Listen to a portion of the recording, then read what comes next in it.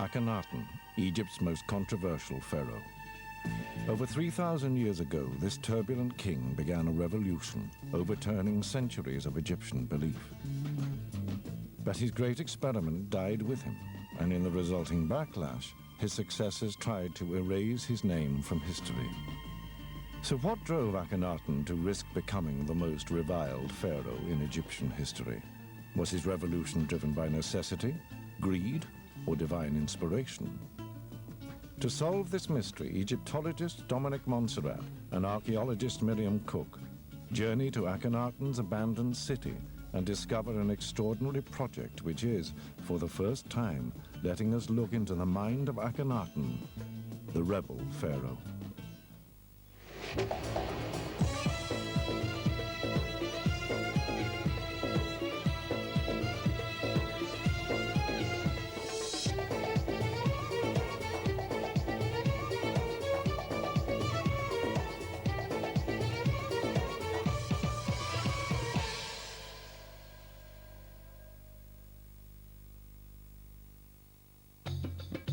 Akhenaten should have been just another in a long line of pharaohs. But instead, just 5 years into his reign, he suddenly and inexplicably decided to change everything. Banishing the old gods and closing their temples, he announced that one god now ruled Egypt. And as if to draw a line under the past, moved his capital and 50,000 of his subjects to a new city he ordered to be built hundreds of miles from their old homes. But why? What clues remain to one of the greatest Egyptian mysteries must still lie in the ruins of his lost city. So this is where the Egypt detectives decide to begin their search.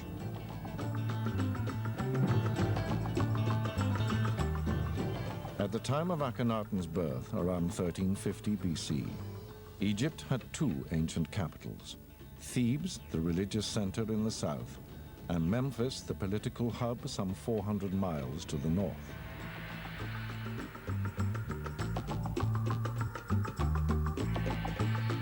But when Akhenaten came to build his new capital at a site now known as Amarna, he inexplicably placed it as far from these old seats of power as possible on this isolated desert site. The story of Akhenaten's been told many times, but nobody's ever really explained why he decided to move the capital here to Amarna. Yeah, and moving an entire capital city, now that would have been a huge undertaking. Yeah, it would have meant displacing tens of thousands of people, making them leave their homes and what was familiar, and then getting them out here and making them work bloody hard to build a whole new capital city. Today, only ghosts remain at Amarna. When the pharaoh died, his dream died with him. And just 25 years after it was begun, his city was left to be reclaimed by the desert. But in an empty tomb, high on the cliffside above the city, a clue to what drove Akhenaten can still be found carved on the walls. Blimey. God, look at this. This tomb was cut into the living rock at a time when Akhenaten's city still thrived, and his courtier, Ai, for whom it was built, carefully recorded his master's new beliefs on its walls.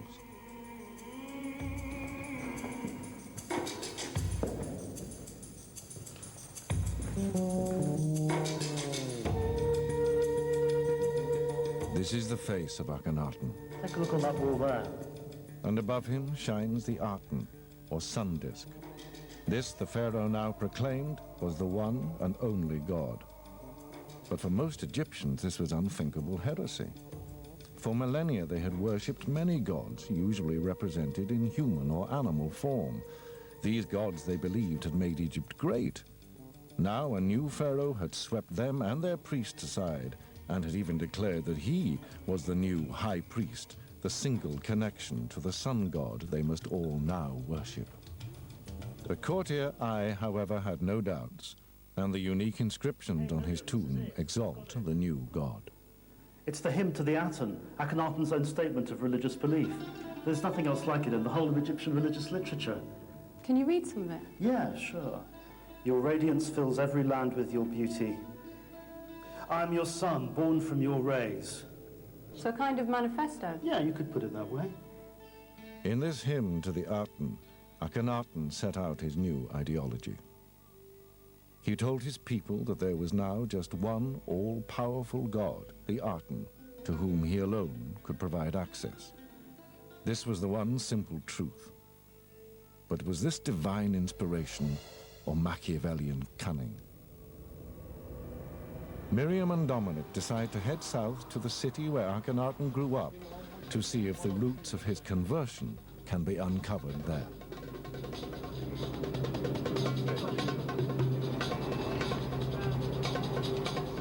The journey south from Amarna takes the Egypt detectives away from Akhenaten's radical new vision, back to the old religion of Egypt.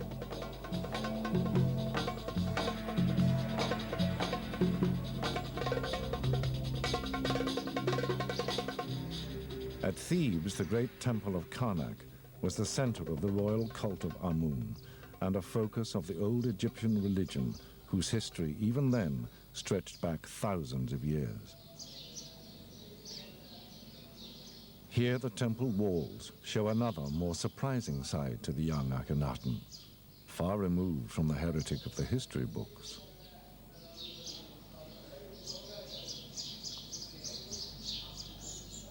Well, here's Akhenaten, or what's left of him. But he looks just like a traditional pharaoh. Look, he's smiting the 9 enemies of Egypt. That's a very standard image. Yeah, and another standard thing is the inscription at the top, which talks about him worshipping Amun. So what happened? Well, conventional images like this date from the beginning of Akhenaten's reign, but within the next couple of years, things begin to change completely. Akhenaten had taken the throne not in that name, but as Amenhotep IV, a name which honored the god Amun worshipped at Karnak. But all was not well between the royal house of Amenhotep and the religious house of Amun. By the time of Akhenaten's accession, the large temples had become as rich and powerful as the pharaoh.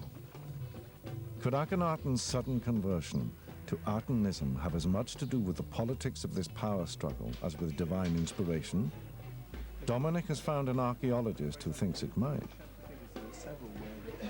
There was a problem between the Amun priesthood and the kingship, with the priests jockeying for ultimate power. And by the time Akhenaten comes to the throne, this has been going on for several generations.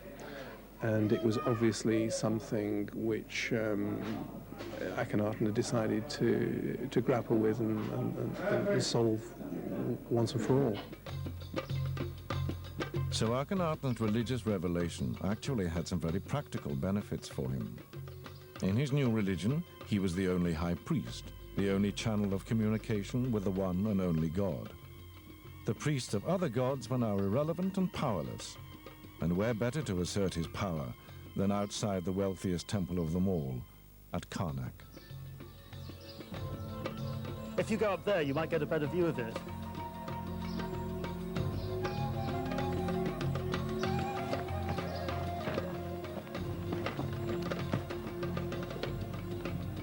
What can you see?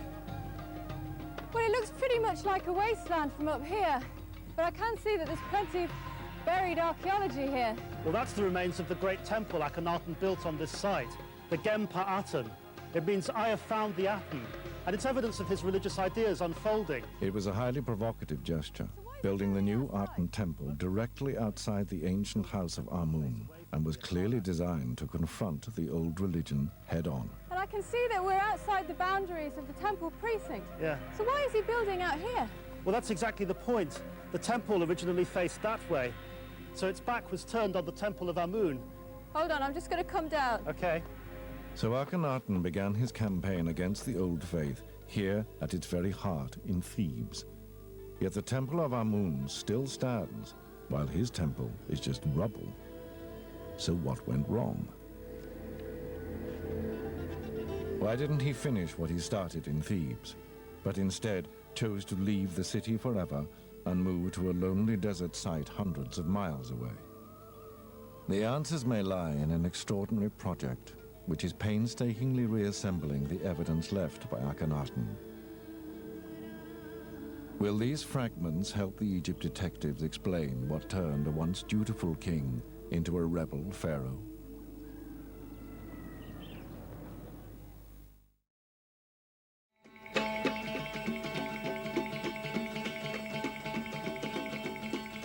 Egypt detectives are on a quest to investigate the mystery of ancient Egypt's most controversial pharaoh, Akhenaten. Over 3,000 years ago, this pharaoh suddenly turned his back on the traditional gods of Egypt and moved almost 50,000 of his people to a desolate spot in the middle of the desert. But what drove him there? Piety? Power? Or panic? The answer to this question is now coming to light in an archaeological project that is reconstructing the story in Akhenaten's own words, using records found hidden within the walls of the Karnak temple at Thebes. This gate was constructed over a decade after Akhenaten's death, but at its heart lies a clue to the fate of that pharaoh's dream. The core of this building is made up of unusually small blocks called talatat. Goodness. Wow. This is amazing. It is. So this is the Akhenaten Temple project? Yes, the results of that, yes. But these talatat are not just ordinary stones. They had a life before they were used in the gateways of Karnak, as the decorated walls of the great Aten temple, demolished soon after Akhenaten's death. On their side lie clues to the real story of the rebel pharaoh. Professor Don Redford has the job of analyzing this elaborate jigsaw, and Miriam has joined him at the warehouse where the blocks are stored. What are talatat? That's the term we apply to a standard-sized block 52 centimeters long by 26 wide. About 100 pounds, which a single person could carry, a man, a worker. How do they compare to a normal building block? Well, the standard-sized block in Egyptian masonry is much larger, something about in the order of this, weighing 2 to 2.5 tons usually, so considerably heavier and more difficult to move than a talatat. Don Redford believes that the size of these blocks is significant. Akhenaten was in a hurry to build his temple, and these smaller blocks meant his builders could work fast. Certainly they speeded up the work, and Akhenaten seems to have wanted that. The workers were being forced to work so quickly that design and layout sometimes was faulty, and it seems rather sloppy work. Do you get the sense of an impulsive character behind this building technique? I do think there was an impulsiveness in his personality. He was bound to worship the sun god, to promote that single god, and he was going to do so by eliminating all other allusions to mythology in Egypt, which of course would entail referring to other deities. This was anathema to him. He was going to forbid it, and he was moving in stages towards a very purified, almost puritanical type of religion devoted to a single god.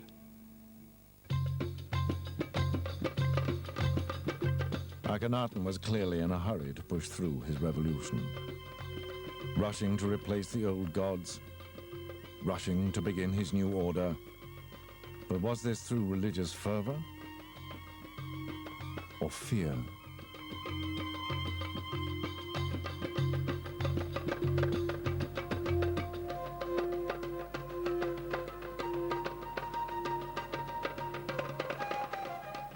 This is Pylon 10, a huge gate that once guarded the Karnak temple. Its core is still piled high with talatat, and at the very top, one sandstone block holds another enigmatic clue. A message from Akhenaten to his people, a message they may not have wanted to hear. Well, here it is. At last, the inscription. Can you translate it? Yes, I think I can. This is the most important column, which reads, "They have stopped, one after the other, whether of precious gems or gold or silver, I presume." He's speaking of the cult images of the gods. That phrase, "the gods have stopped," that's a rather strange statement. What exactly is he saying there, then? The gods have stopped. What does that mean? That's very odd, actually. It's very strange. The verb he uses to cease movement or to stop is what elsewhere in Egyptian text is used of what the sun never does. The sun keeps going around and around without ceasing. But here he's saying that other manifestations of the supernatural have ceased. So this is obviously, it seems to me, one of these speeches that were made periodically by the kings of Egypt to their court and for public dissemination on walls and this sort of thing. And he is making here an announcement. So what impact would this have had? It must have been a bombshell. Akhenaten was attempting to end the centuries-old way of life at a single stroke.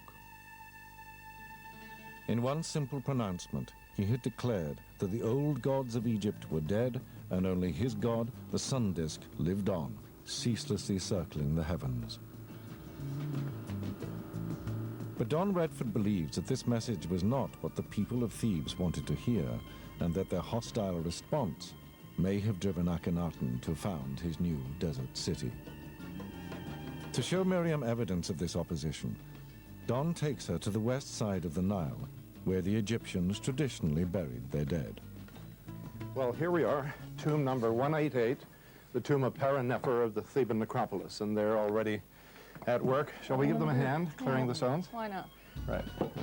This tomb belonged to one of Akhenaten's loyal servants, and its walls still bear witness to the fervent opposition which his revolution had unleashed.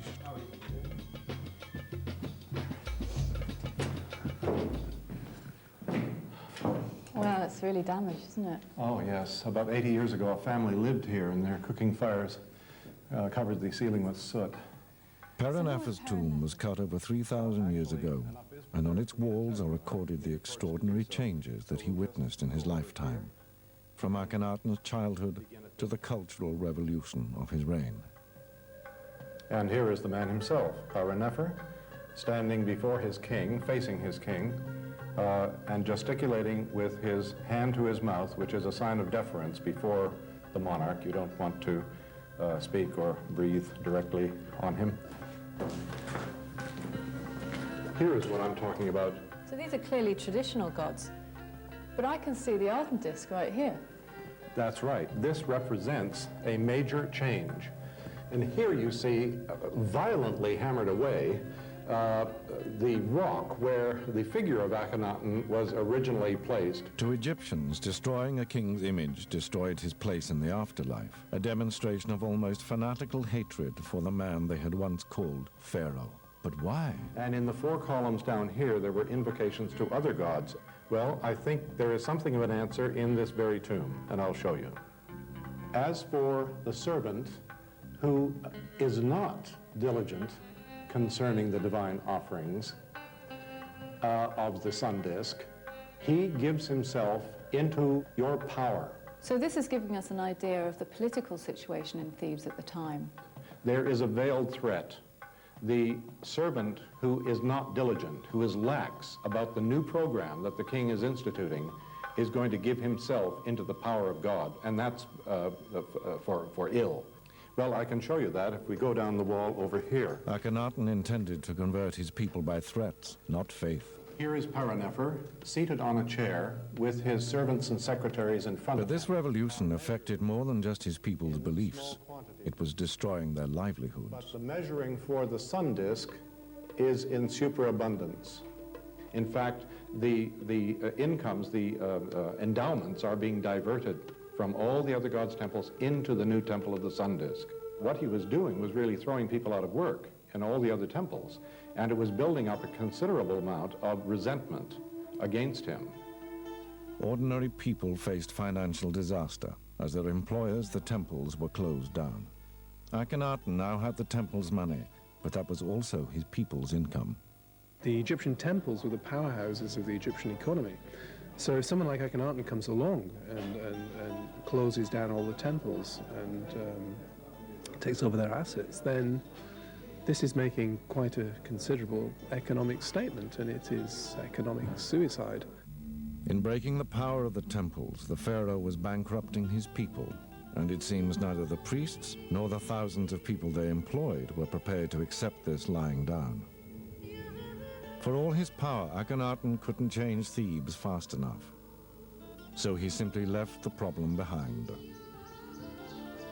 He abandoned the old city with all its reminders of the old religion, abandoned his own temple outside Karnak, and headed off to the desert site of Amarna, where a vision told him to found a new capital. He was running from his critics. He was receiving criticism. It was not veiled criticism. These were evil words, as he characterizes them. He simply cut and ran and created this new sort of dream city of his in the waste of the desert, where he could be his own man, put down his own roots, and he didn't have to deal with anyone. At Amarna, there is evidence to support this idea. Akhenaten's own words, inscribed on tablets erected on the city boundaries, read like the words of a frightened man. It was worse than those things heard by any kings who had ever assumed the white crown. So Akhenaten hadn't moved his capital to Amarna purely from choice. He had begun his revolution at Thebes, but in Thebes it had started to go wrong. Now he was afraid, and probably with good reason. I think one can interpret this as indicating that there was some opposition to Akhenaten's plans, which could even have manifested themselves in an assassination attempt at the king.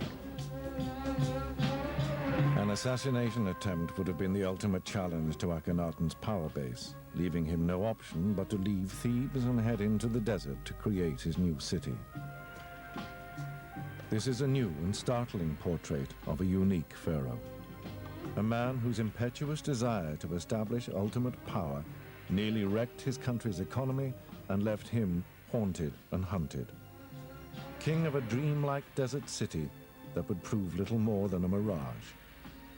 Miriam is convinced by this practical explanation, but Dominic still sees in Akhenaten's work the hand of a man divinely inspired. Well, I prefer the idea of Akhenaten as a practical politician. He's a man driven by circumstances rather than being a grand thinker. It's tactics. He's not strong enough to implement the changes he wants to here at Thebes, so he moves to Amarna. I think we've just got completely opposing views. That's not the Akhenaten I know. But will we ever know the real Akhenaten, Dominic? To look into the mind of Akhenaten is still to look into an enigma. Shortly after his death, his own heirs began a full and terrible backlash against his revolution. His temples were destroyed, his image removed from every building, document, and painting that could be found. He became to the Egyptians a non-person, a man and a time they pretended had simply never happened. Only now is his story re-emerging from the sands of Amarna, a lost pharaoh for a lost city, a man whose vision, inspired by avarice, power, and panic, went too far and too fast for his people to follow.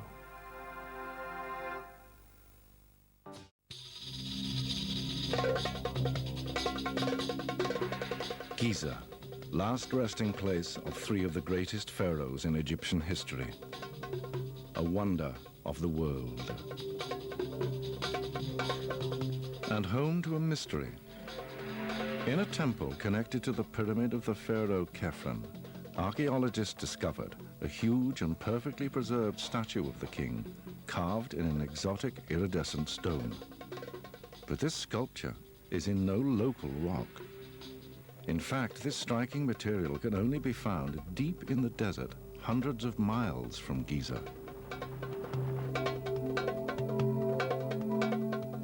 So how did Khafre's people manage to bring this marvel here, 4,000 years ago? To investigate this puzzle, Egypt detectives, archaeologist Miriam Cook and Egyptologist Dominic Montserrat search out the lost quarries of Khafre and undertake a unique experiment in ancient Egyptian engineering.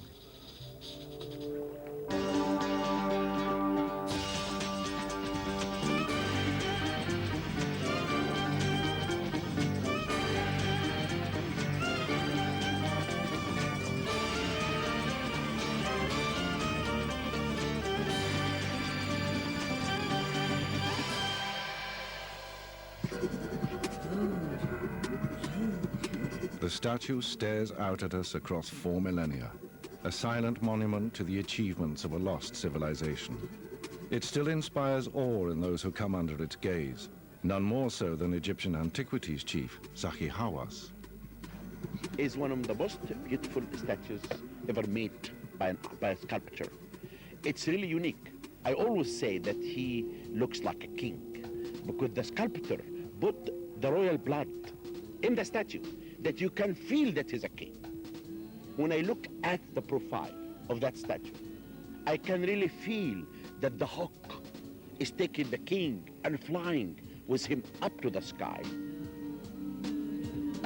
Made for a living god, the presence of this statue at Giza is also something of a miracle. It was carved from a single 3-ton block of gneiss, a rare stone not found anywhere close to the pyramid site. The question for the detectives is, where did this huge stone originally come from? And how did the Egyptians, with no modern technology, manage to get it here? The logical place to begin seems to be the valley temple where the statue was found. This is in itself an incredible feat of engineering. It is constructed of massive blocks of red granite, which, like the statue, also must have been carried great distances, as this rock isn't found locally. Perhaps finding the source of this could provide the first clue to the statue's origin. The detectives decide to split up.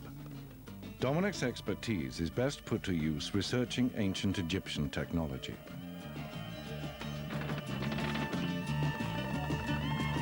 Miriam, meanwhile, heads south, down the Nile, to meet the archaeological team who are working on the puzzle of Khafre's quarries.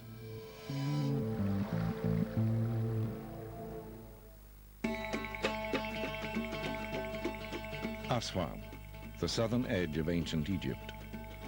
This has been identified as where Khafre found the massive red granite blocks to build his valley temple.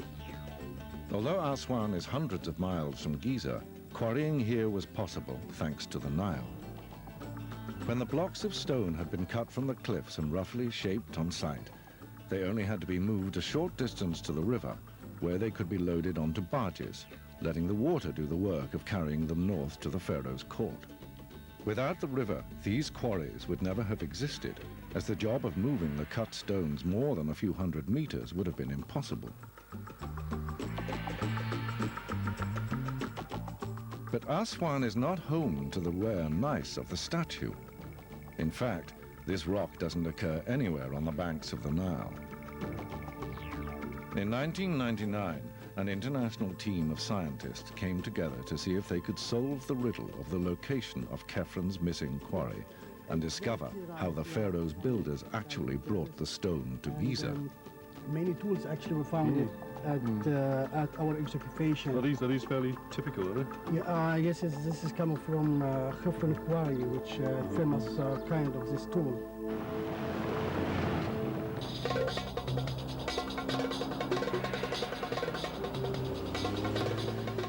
For Miriam, finding the statue stone means a journey deep into Egypt's hostile western desert, to the place where team leader Ian Shaw believes they have rediscovered the lost quarry of Khafre. In the 1930s, a British Army patrol had taken a road into the western desert and got lost in a sandstorm. In their confusion, the patrol stumbled upon a mysterious place called Gebel El Aser. Scattered everywhere across the desert, they saw blocks of stone and countless stone tools. Nearly 4,500 years after Khafre's stonemasons had left there for the last time, the patrol had accidentally found his quarry. This was the source of his prized stone. Ian and the team have come to this desolate site many times, and by carefully removing centuries of sand, they have begun to uncover its secrets. Well, here we are. This is what you've been looking for, the Khafre quarries. It's an incredible place. And I recognise the stone. It's very distinctive, isn't it? This is one of the spoil heaps that forms part of the whole quarry setup. And here I am standing on the spoil heap, which is a mixture of material which has been taken out from over here, and you can see lots of the blocks that they've begun to work that have come out of the ground over there. And down here, lots of lovely big fragments of precisely the kind of stone that the Khafre statue is made from.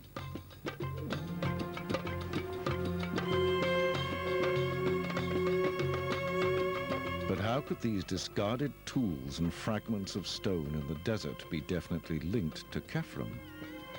Well, this is impressive. It looks like these blocks have been specifically placed here.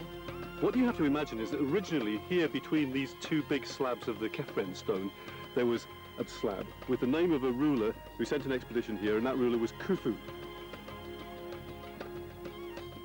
This is the vital link. Khufu was Khafre's father, proving that the quarry was known and used during that dynasty. Perhaps it was even memories of the wonderful stone brought back by Khufu's expedition that inspired his son to commission his own extraordinary statue. But the Egypt detectives still have questions. Egyptians moved heavy stones by water, but this quarry is 35 miles from the nearest point on the Nile where it could be transferred to a barge for the journey to Giza. So how had they moved it? Miriam calls Dominic to see if his knowledge of Egyptian wall paintings might throw any light on how these engineering problems were solved. I can think of one particular tomb that might be really helpful, but the thing is that the picture may be really damaged. I've heard that it's not in very good shape, so I don't know how far it'll get us. Well, I think you should really go and have a look at it. The problem is that it's up a really steep slope, so I'm not promising anything.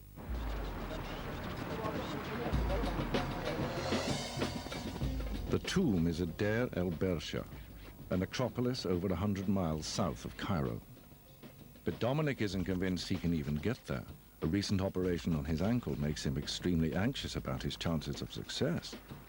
There are two things that I'm worried about. One is that the relief may no longer exist, and the second is that it's up a very, very steep mountainside, which I don't think I'm going to be able to get up. It was going to be a tough climb, and there was no guarantee that there would be anything to see at the end of it.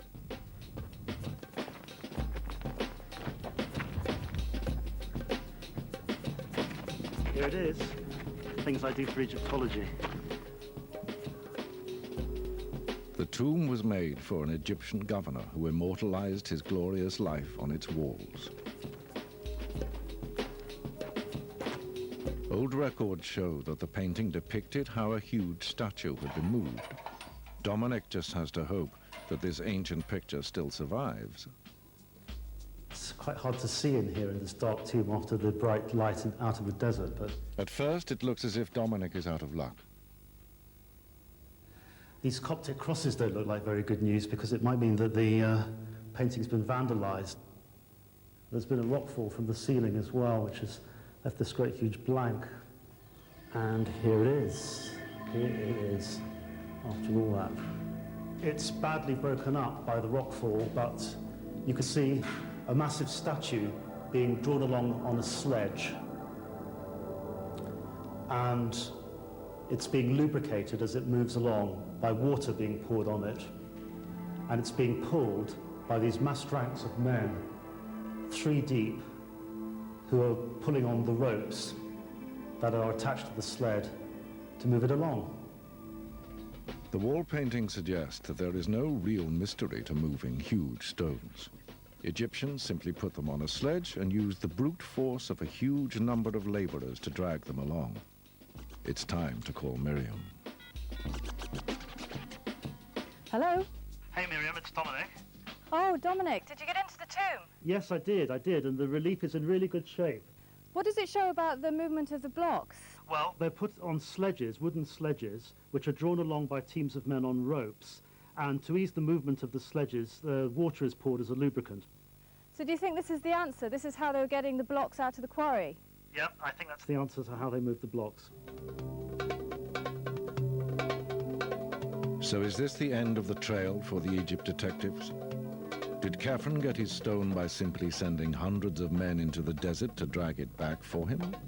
They look as if they've just been freshly cut, these stones down here, don't they? Back at the quarry, however, the discovery of mysterious stone structures in the sand suggests the Egyptians had in fact been far more ingenious than anyone had imagined.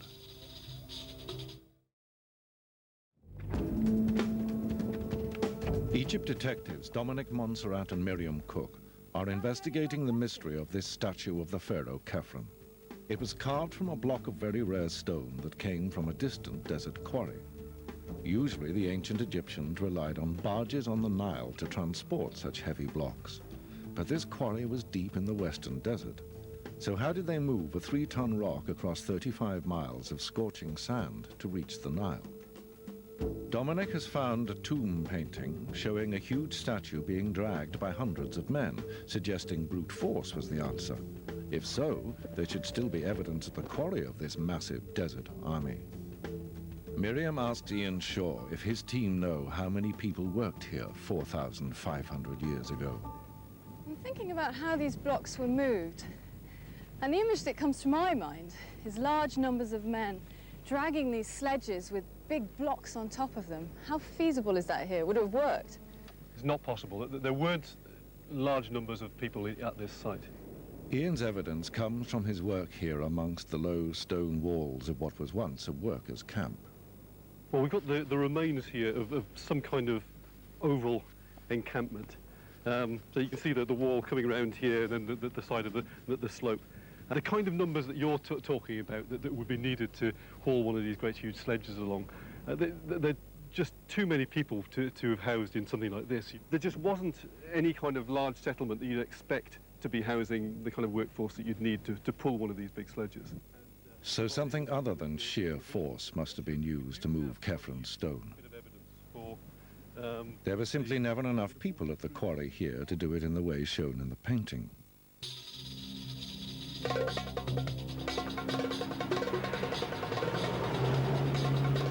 The investigation seems to be going nowhere, stuck in the engulfing, smothering desert sand, a problem from which Khafre's enigmatic statue had somehow escaped. The team know the answer must lie in the quarry itself, if they can just put together all the clues. An obvious start would have been to make the blocks as light as possible, and the team's geologist, Tom Heldal, has shown that this is what happened. Instead of moving massive raw blocks, the Egyptians cut them down to a convenient statue size in situ. Sculptors called these blanks. They were using hammer stones, like this one here. That's made of a slightly harder stone that they can use for carving the surface or hammering the surface to a smooth, to one plane. And this one is a whole one, but you're also, like this one you can see have been used. It's broken in two and left in the quarry. So in this case you can see this is a asymmetrical block that is quite flat on the bottom, and it's a thin edge, narrow edge here, and it's a bit fatter here. And that is actually fitting the shape of a sitting pharaoh sculpture. So this was the sort of size block Khafre had moved, but it was still far too large to simply drag. At Aswan, the answer had been water transport. So could that be the answer here? Was there once water in the desert?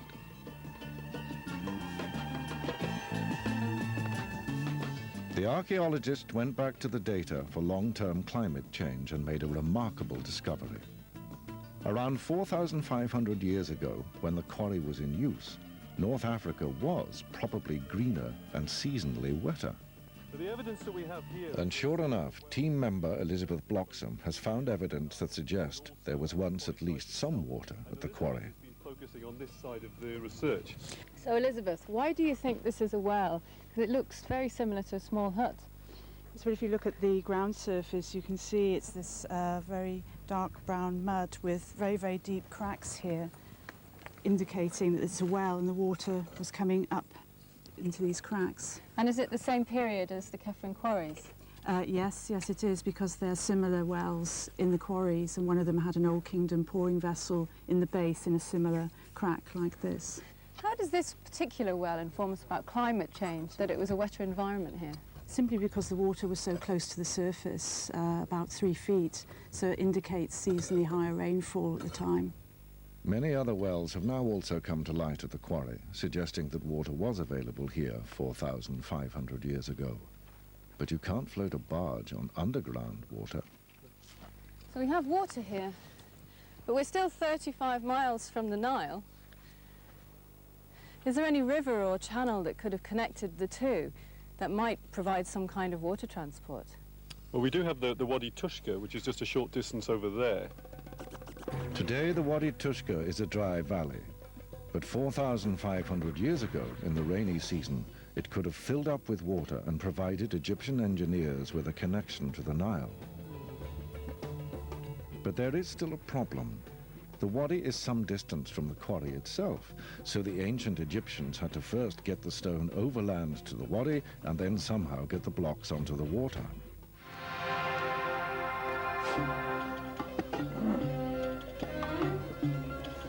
So could the answer lie in these puzzling structures back at the quarry itself? Can you feel it there? These wedge-shaped ramps were built from the same stone used in the pharaoh's statue, but with mysterious tracks at their base. The team are convinced these must hold the final clue. Well,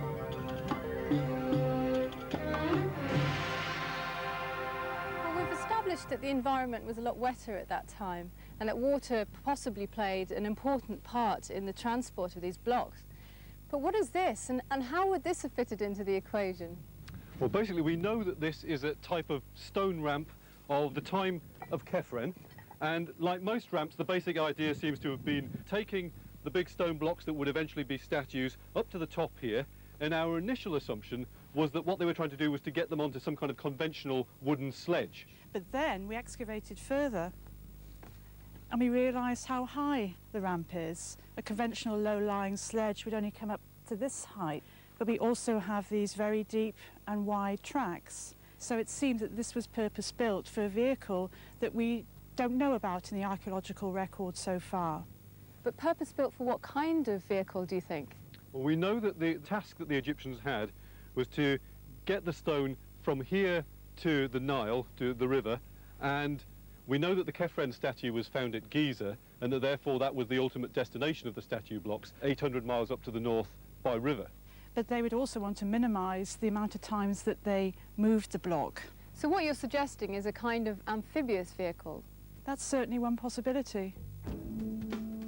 Moving the pharaoh's stone by sledge would have been an almost impossible task. So the archaeologists believe that the ancient Egyptians may have come up with an ingenious engineering solution, an amphibious vehicle. This would only need to be loaded once and could then move the stone across both land and water. This sketch gives us an idea of how this remarkable vehicle might have looked. A simple, sturdy raft made buoyant with inflated animal skins. Underneath the raft were runners that allowed it to be precisely placed in front of the ramp. That's the reason for those mysterious tracks. Then it could be dragged, probably by animals, to the flooded Wadi Tushka, and from there floated down to the Nile. This theory is partly supported by this rare wall engraving that Elizabeth found. It depicts an ancient raft provided with additional buoyancy by animal skins filled with air, which could then bear the weight of these huge stone blocks. But were the archaeologists correct? The Egypt detectives returned to Aswan to put the theory to the test. Could such a craft have solved Khafre's transportation problem? In Aswan, they have commissioned a small-scale version of the craft from team member Adil Kalani. He and his colleagues use only the materials available to the ancient Egyptians, wooden planks, rope, and inflatable goat skins, to create one of these amazing amphibious barges.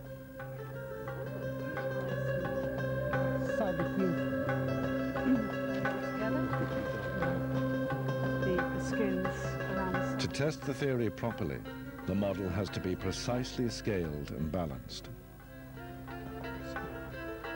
What's the scale of this compared with the loading ramp and the tracks? about a quarter of the size of the one that would have been used in conjunction with the loading ramps. So these two pieces of wood here, are these the runners that would have gone into those ruts in front of the ramp? Yes, exactly. They would fit into those tracks. Quite easy to hold it across. As final preparations are made, it begins to look doubtful whether this apparently fragile craft will bear the weight of the stones they have prepared. exactly 1/4 of the original full-sized load.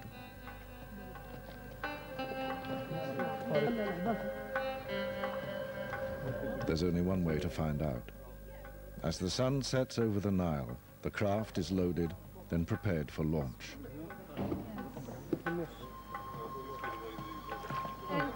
It's the first time the idea has been used in 4,500 years. Will it float? The answer is a surprising but triumphant yes. This may only have been a miniature version of a much grander original, but it proves that the principle works. Such a craft could have carried the rare stone from the quarry to the Wadi Tushka and then to the Nile for its final journey to Giza. Only then, after a 700-mile journey across sand and water, could that precious iridescent rock be transformed into the image of Khafre himself, granting immortality in stone to a man the Egyptians believed had been a god on earth.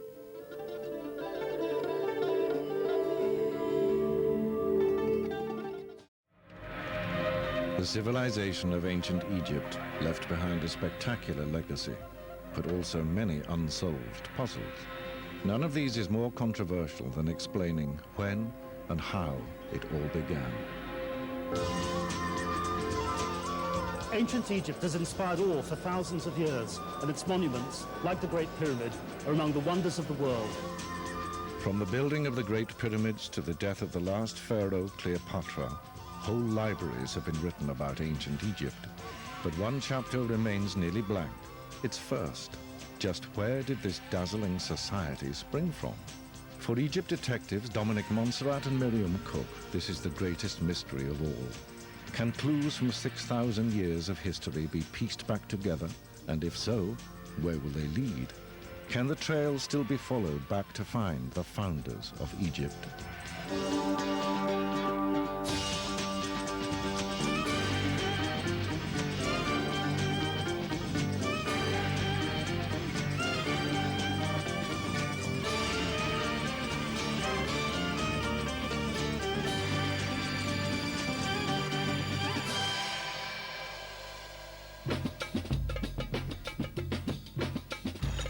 The problem of finding the first Egyptians began in the 19th century.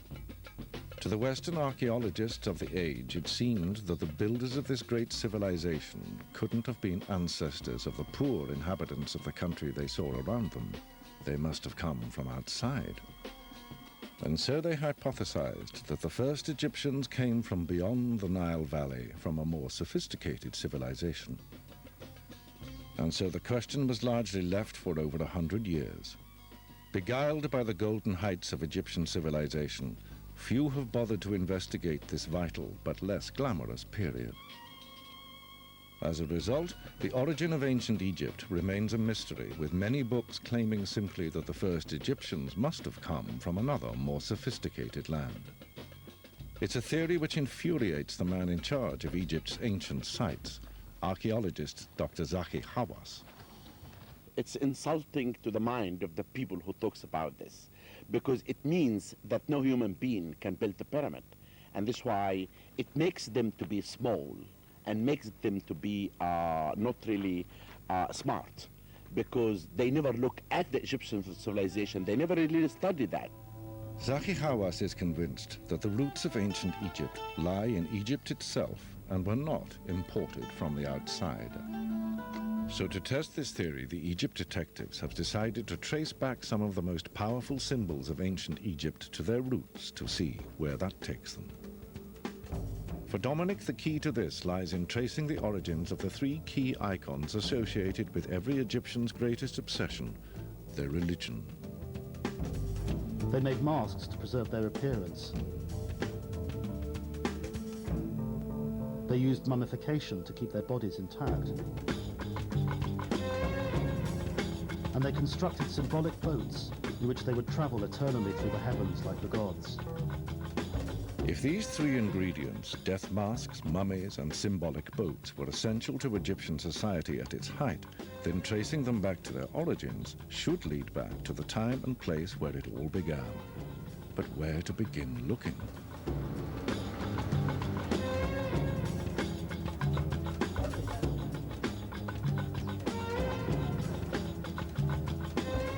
How are we going to solve this puzzle of the first Egyptians? Well, we have to look at archaeological evidence. There's some very early sites in the Nile Valley, and these must give us some important clues. I'd like to do something different. There are some very early texts in one of the first pyramids.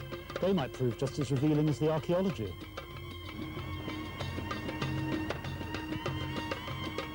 While Miriam scans the literature for the earliest archaeological sites in the Nile Valley, Dominic's knowledge of Egyptian texts leads him straight to Saqqara, burial ground of some of the earliest pharaohs.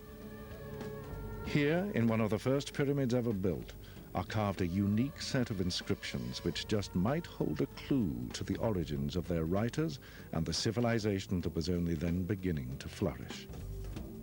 Inside this tomb, Dominic thinks he might have found their first clue, written in a text unseen by the public for 10 years.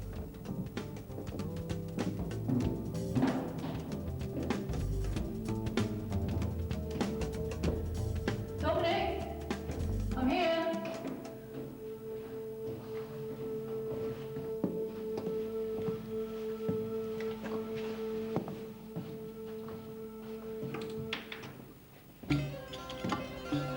Mind your head.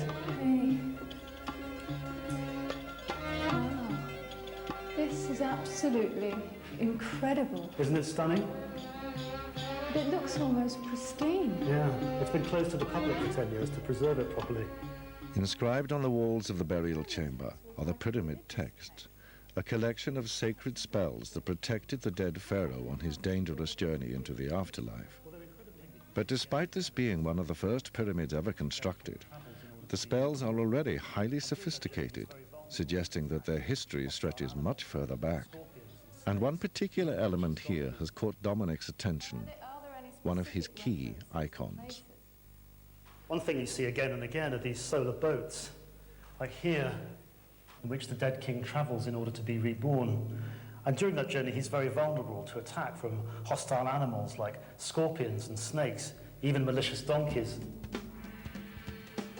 The sunboat was an essential element in Egyptian culture, so finding it here at the beginnings of their civilization shows the idea could not have been imported from abroad at a later date and may, like the texts themselves, be older still. And there's also a clue in the texts here suggesting where the detectives should investigate next. Two places that come up again and again are these twin cities, Nekhen and Nekheb. The Egyptians seem to have regarded them as incredibly ancient places, almost like the centers of their own origin. And do we know where these places were or where they are? Because it sounds like a really good lead. Yeah, well, Nekheb is the modern El-Kab. Miriam's research confirms that El-Kab is an important archaeological site. So although it lies some 460 miles south of Cairo in Egypt's arid eastern desert, a journey there had to be the next stage in the quest for the first Egyptians. To get to this remote site, Miriam hitches a ride with archaeologist Dirk Hager, who has spent his career far from the famous temples and tombs of the Nile Valley, studying faded images scratched on sandstone cliffs in the hostile wilderness of the desert. Images from the dawn of Egyptian civilization. After years working in the desert, Dirk has only recently published his research. Is this the most impressive rock art gallery at El-Kab? Yes, it is by far. One of the many sites at El-Kab, this outcrop is called the Rock of the Vultures. It's an ancient art gallery, and its surfaces are alive with pictures. Well, it's beautiful. Dirk is convinced that these provide powerful clues about the origins of ancient Egypt, and some of the images prove to be very familiar indeed. Look, Miriam, this is one of the most important compositions in the rock art of El-Kab. So what you have here is a square-shaped boat associated with a lot of animals, and these are mainly donkeys. You see there's another huge boat here, and there are two representations here of donkeys, and as you can see they are shown with a stroke, sort of a spear in their back. Now, why is this? Donkeys were considered malicious beings, and they definitely had a function in rock art, but one way or another they had to be rendered armless. So they represented them with a spear in their back. It is a remarkable discovery. Both the boats and donkeys are exactly the same symbols Dominic had found in the pyramid at Saqqara, a link between the first pharaohs and the mysterious rock carvers of El-Kab. But there is a problem. Whilst these images are undoubtedly ancient, how can Dirk Hager tell exactly when they were made? Can you see it? Oh, I can see the boat.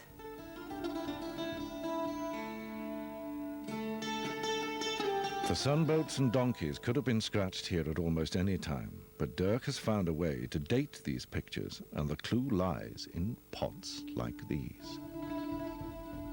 This type of boat with these two cabins, these sickle-shaped boats, are typical for the period between about 3,500 and 3,200 BC, because they are also a very typical, very common motif on the pottery from that period.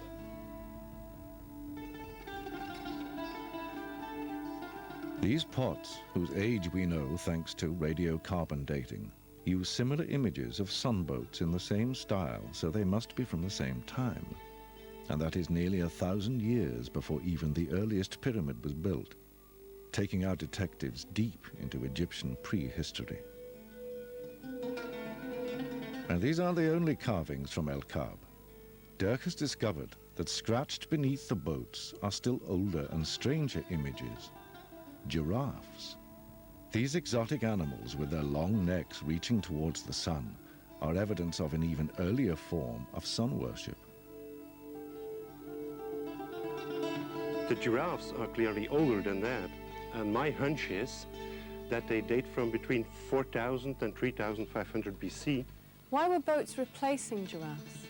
Climate became completely unfavorable for these large animals, giraffe, elephants, etc. So they became increasingly scarce in the landscape, and people had no longer confidence in them. So they needed a new symbol, a new device to act as a hero of the sun. And they chose the boat, because the boat was enormously important in their lives. The power of one image, of the older image, was transferred upon the newer image. 5,500 years ago, as Egypt dried out and the deserts began to form, the giraffes that had been worshipped here started to disappear. To replace them, the people needed a new symbol, and what better than the boats which plied the river that was now their lifeline.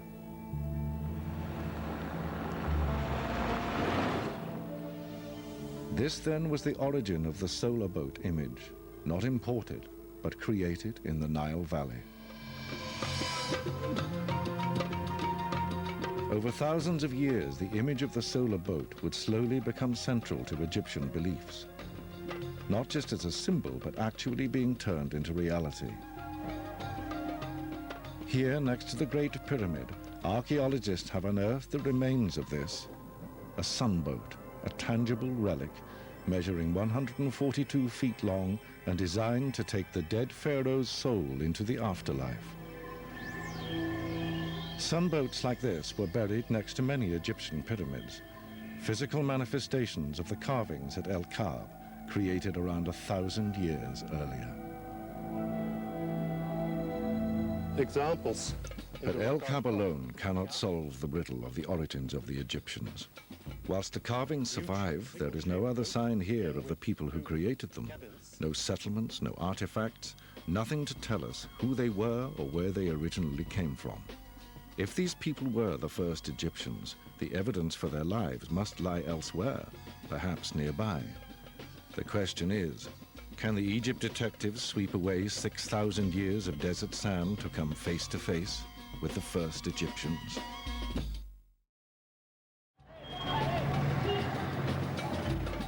Egypt detectives Dominic Montserrat and Miriam Cook are in search of the origins of ancient Egypt. Miriam has already traced one of the most important symbols in ancient Egypt, the sunboat, back to a prehistoric rock art site used at least 1,000 years before the pyramids. But the creators of this place are a mystery. If they are the ancestors of the ancient Egyptians, then where were they living? To answer this new puzzle, the detectives set about finding out more about the ancient people of the Nile Valley. How are you doing? Not too bad. How'd you get on as El-Kab? It was fantastic. Dirk showed me some incredible rock art. It's the very same images that we saw in the pyramid text. There's boats with solar significance, there's those malicious donkeys that we saw before. It's the same ideas, but it's just a very early stage. So how far back are we talking? Oh, it's about 6,000 years ago. Blimey. That's really pushing back the frontiers of settlement in the valley, isn't it? Yeah, but the problem is that we don't have the archaeology to go with it. So we know very little about the people that created it. I was thinking about that other place that's mentioned in the pyramid text, the twin town of El-Kab. That's an amazing site. Two ancient towns had been mentioned in the pyramid text. Nekeb had been identified as El-Kab, whilst across the river, Nekhen is now known to be the ancient city of Hierakonpolis. This has later become an important center where pharaohs worshipped the falcon-headed Horus. Sites recently excavated here have been dated to the same time as Miriam's rock art, so perhaps this is where the Egypt detectives can find the missing craftsmen of El-Kab. In charge of the site is Rene Friedman. So this may be an Egyptian. The person certainly may have been a poorer person, so... Poor person. So you can... Rene is another of the handful of archaeologists who are searching for the founders of ancient Egypt. Because we can see... If this was where the people who carved the rocks at El-Kab lived and died, then this should be the place to hunt for other clues that will tell us if these really were the first Egyptians. The symbolic boats from the pyramid texts had led Miriam back to these people. But what about Dominic's other key Egyptian symbols, the death masks and the mummies? If their origins could also be traced back to here, then this really would be the home of the first Egyptians, and the trail seems to be hotting up. This was made out of fired clay, and, you know, it fits, it works. It was tied behind the ears. There's little holes, and there's even a little divot for the chin, so it would fit very comfortably on the face. So is this the ancestor of the mask of Tutankhamun? Absolutely, absolutely. We've always wondered where funerary masks get their start, and now we have the answer. Do you think it had the same kind of symbolism as the later masks? I would think so. I think this was sort of a shortcut to the afterlife, to already becoming a spirit. As we know from later times, the masks had an incredible amount of power simply by being masks. You know, putting them on made you the divinity. So the death masks can also be traced back to here. But the Egypt detectives still need to find their last clue, that other great symbol of Egyptian culture, mummies. Could they also have had their start here? We have some of the earliest evidence, if not the earliest evidence, for the beginnings of artificial mummification. Here we have a mummified hand, and this dates to about 3600 BC, and you can see the fingers still in there, and the other hand would be placed over it because the people were buried on their sides in a fetal position, preparing for rebirth, with the hands by the head. And these were wrapped in layers and layers of resinated linen, like a papier-mâché. They'd coat it in linen, and then they'd apply a layer and mold it also around the face, the base of the head, and the hands. So all three of Dominic's key symbols, the solar boats, the funerary masks, and mummification, can be traced back to El-Kab and Hierakonpolis, ancient Nekhen and Nekeb. These finds date from at least 5,500 years ago, well before the foundation of the first royal dynasties, to a time when it seems the very structure of Egyptian society was in the making. Here, three of the key elements that would later define that civilization were just emerging in the greatest social experiment the Nile Valley has ever seen. In the following 2,000 years, these would then fuse to make what we know today as ancient Egypt. So later there must have been a merging of these burial traditions. Society had reached a point in time where they had just decided the experimentation was over. Someone decided that this would be the way, and this would be the way they would do it for the next 3,000 years. And I think was as far as mummification is concerned, at about 3,000, society reached critical mass, and that's just the way it was going to be. This then was the moment of the birth of ancient Egypt. But who was making the decisions as to how things would be? Were there powerful rulers, people giving orders, like the pharaohs? Rennie has found evidence that suggests there were, not in the form of royal regalia, but in the graves of pampered pets. This exotic collection of animals hints at the past times of Egypt's first wealthy elite.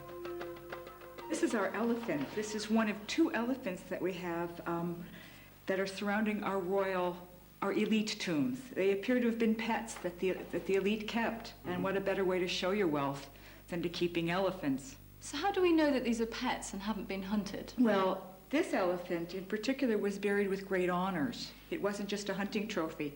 It was given pottery, fine decorated pottery. It had a number of fine vessels that were purchased specifically for inclusion in its grave. It had even an ivory bracelet, as well as a number of beads. So would you say that these are the pets of proto-pharaohs? I'll go for it. I have no problem with that. I think they were already pharaohs, personally. Right.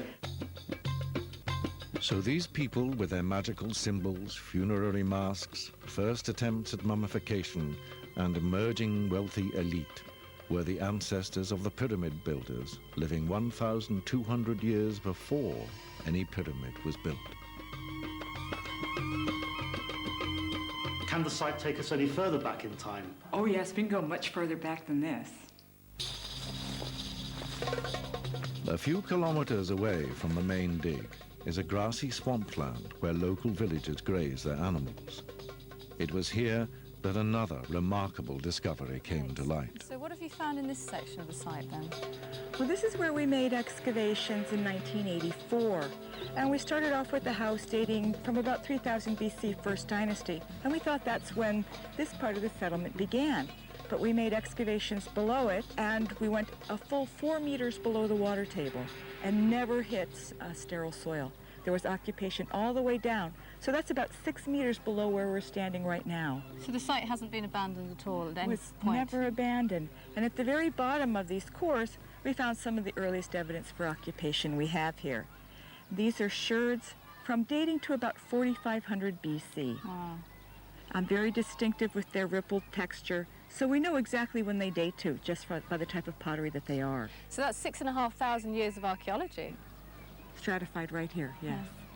So the evidence shows that the origins of Egyptian culture started right here in the Nile Valley. Absolutely. There was certainly habitation from about 5000 BC, if not earlier. It's just that we have trouble finding the evidence because it's so deeply buried. But there's no question that it was definitely here. The work at Hierakonpolis has pushed the origins of ancient Egypt back in time, an astonishing 2,500 years before the pyramids were built. In that time, the people of the Nile developed their key rituals and symbols. They learned to preserve their dead as mummies, buried their rulers in elaborate masks, and evoked their gods to carry them to the afterlife in the solar boats they had first imagined on the rock galleries of El-Kab. How well do you think we've done? You know, what really convinced me were those very early finds, which showed that there were people here in the Nile Valley 6,000 years ago. Yeah, 1,000 years before the pyramids. That's plenty of time for this great civilization to develop. Yeah, just think how much the world has changed in the last 100. So the founders of Egyptian civilization were not the exotic foreigners imagined by 19th century explorers, but the native peoples of Egypt, the people of Nekhen and Nekheb. For the Egypt detectives, it's case closed. Egypt belongs to the Egyptians, and her monuments stand testimony to thousands of years of advance and innovation by her founders and future, the people of the Nile.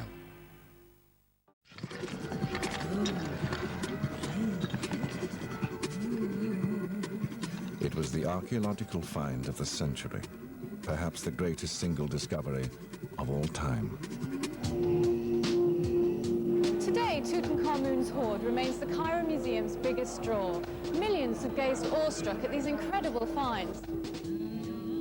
But these dazzling treasures have blinded generations of archaeologists to a startling fact that could change our understanding of this most famous pharaoh forever. For there is something surprising about the contents of this tomb. If you look closely at that material, you'll see that something like 80% of that material was never made with Tutankhamun in mind. These are not Tutankhamun's treasures, so why are they in his tomb? To solve the riddle, Egypt detectives Dominic Montserrat and Miriam Cook investigate the very strange life and death of Tutankhamun.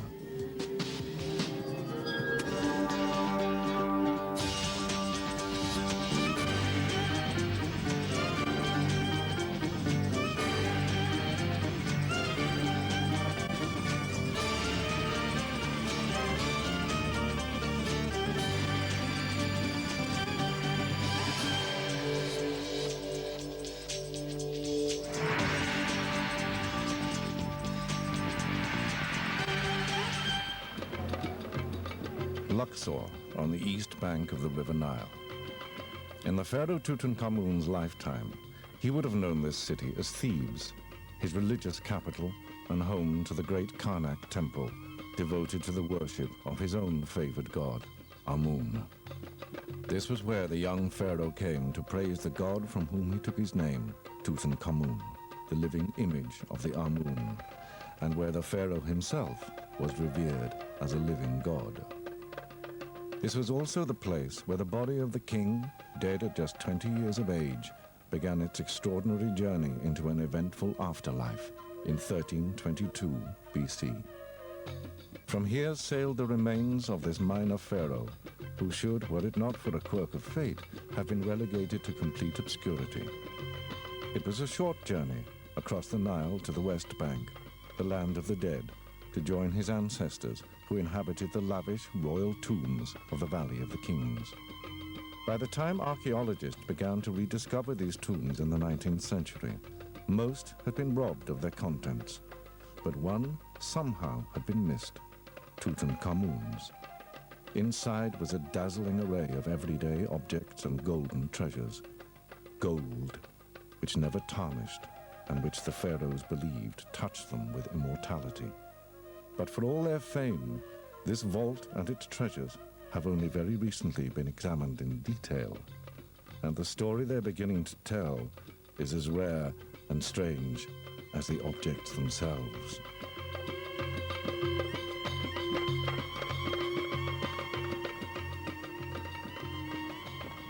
It's been called the greatest archaeological discovery of the 20th century, and millions of people have seen it worldwide, but there's still an awful lot that we don't understand about Tutankhamun's tomb.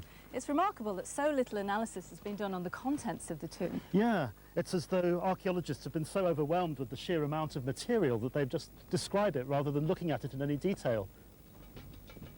It's possible that there might be something really odd about Tutankhamun's tomb. What makes this neglect all the more surprising is that Howard Carter, the archaeologist who first set eyes on the tomb, knew immediately that there was something very strange about what he'd uncovered. Carter discovered Tutankhamun's tomb in 1922, after a long and frustrating search in the Valley of the Kings.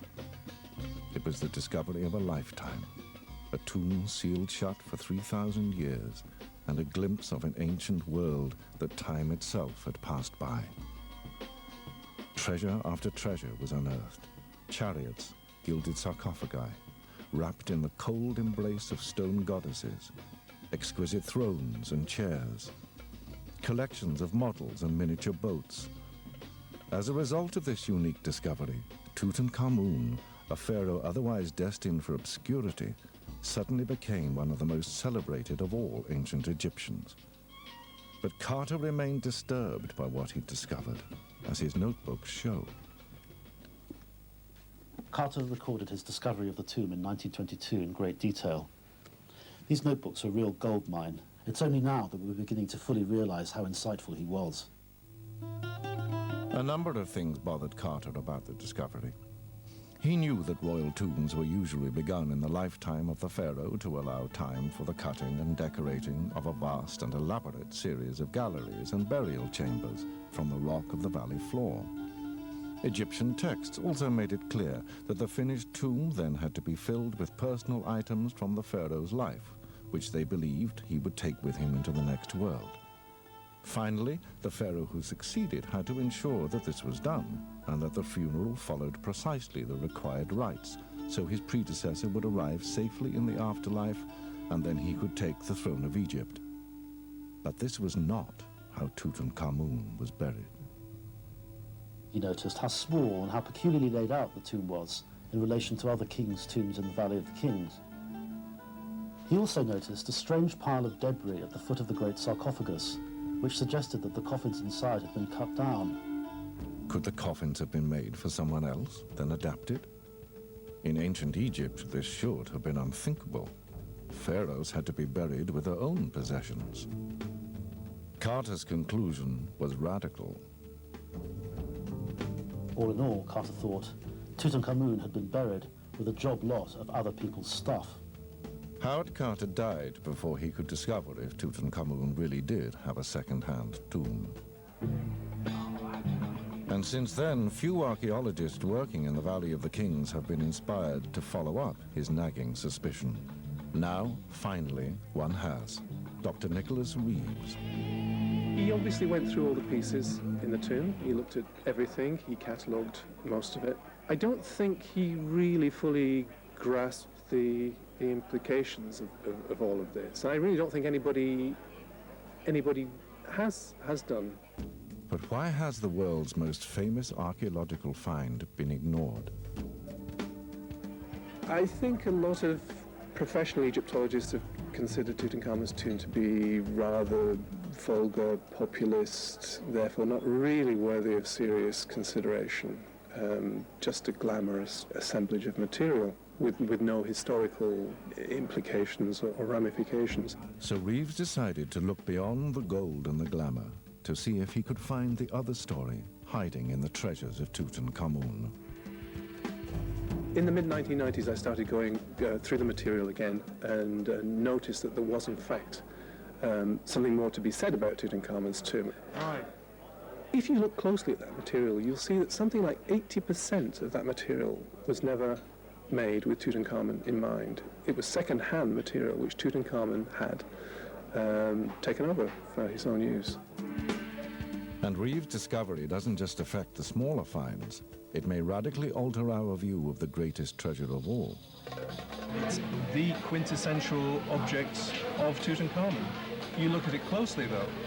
I think that the mask was never made for Tutankhamun at all. I think it was reused for Tutankhamun. The reason I say that is because if you look behind, underneath the back of the mask, as it's now displayed in the Cairo Museum, you see that there is a solder mark running down the side of the face, along the neck, and up and across. I think the face has been replaced. I think that that mask was originally made for another king and reused for Tutankhamun. So who originally stared out from behind the mask of Tutankhamun? Egypt detectives Miriam Cook and Dominic Montserrat are investigating the puzzle of Tutankhamun's tomb. The young king seems to have been buried in an unusually small tomb with a job lot of other people's possessions. Even his most famous golden mask may not originally have been his. So whose was it? Archaeologist Nick Reeves has come to a dramatic conclusion. I think the face has been replaced. I think that that mask was originally made for another king and reused for Tutankhamun. My own feeling is that the mask was originally made for Akhenaten. This is an astonishing claim. Akhenaten was Tutankhamun's father and Egypt's most notorious ruler. In his lifetime, he abandoned the old gods and unleashed a cultural revolution that left his country and people in chaos. After his death, his successors immediately set about reversing everything he'd done. So why would Tutankhamun be buried beneath his hated father's mask? All good detective stories begin with a dark secret in the past. And in this case, all the leads take us back to the city of Amarna. Amarna, the desert city built by Akhenaten, hundreds of miles from Egypt's traditional capitals of Memphis and Thebes, and Tutankhamun's own dark secret.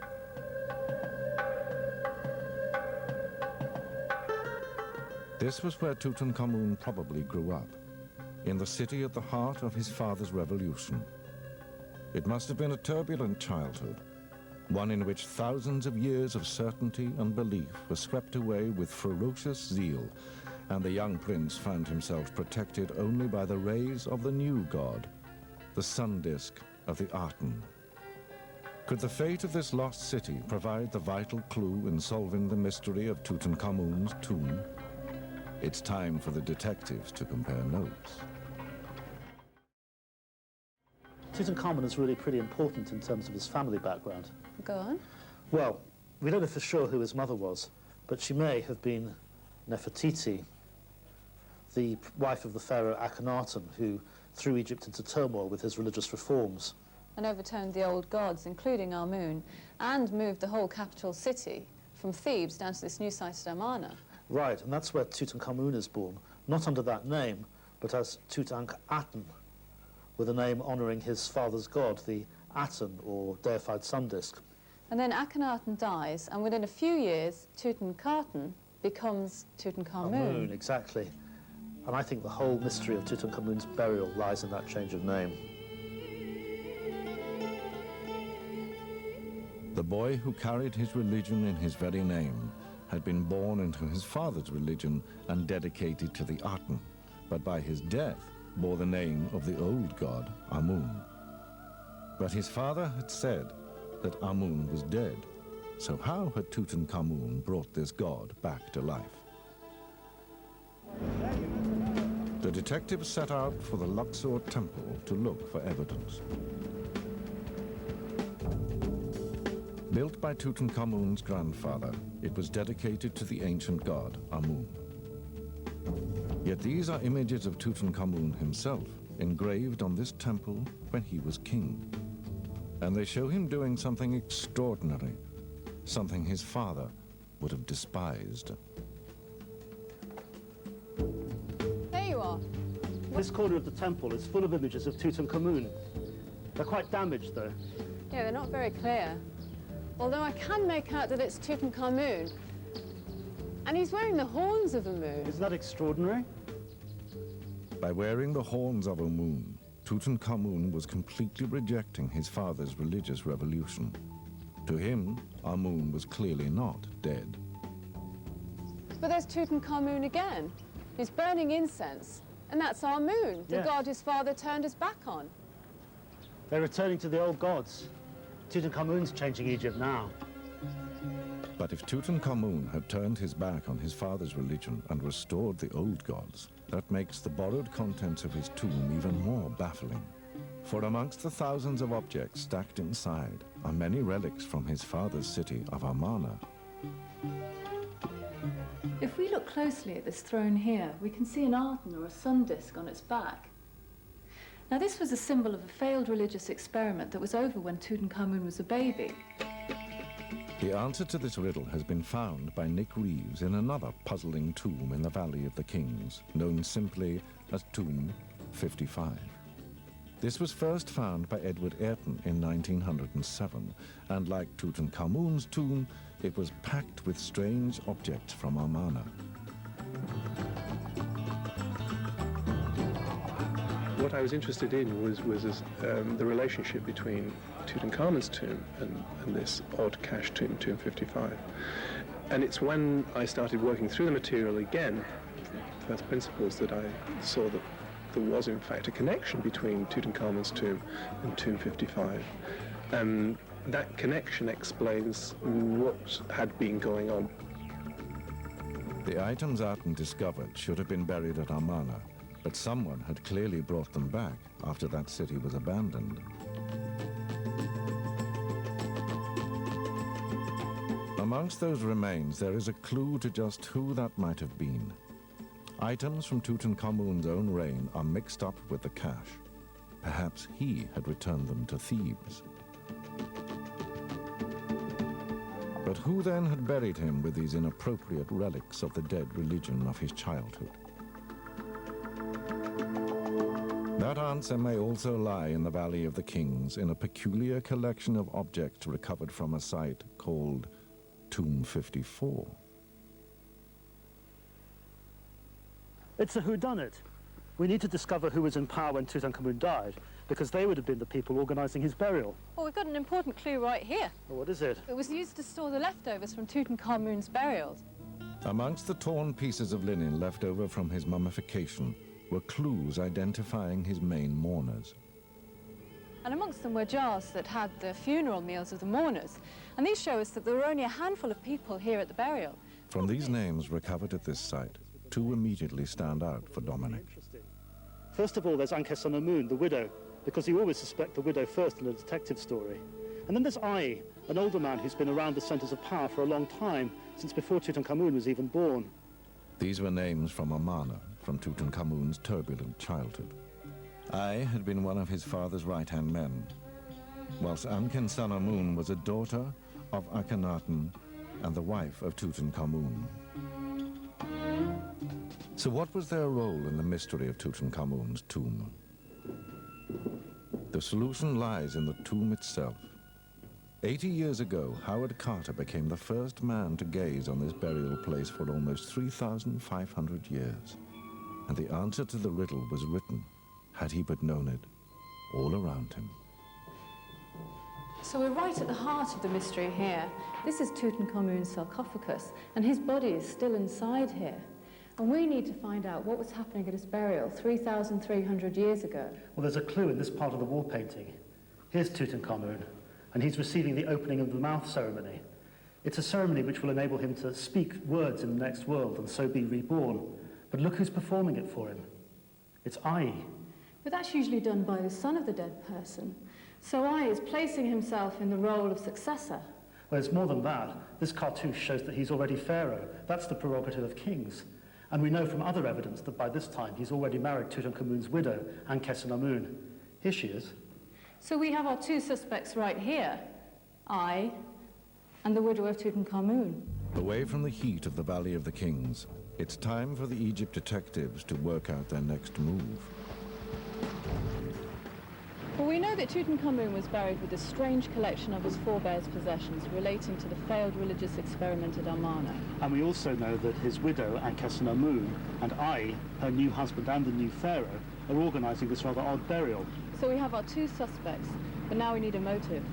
That motive has to lie somewhere in the past lives of Ai and Ankhesenamun themselves. Lives that lead back to Amarna.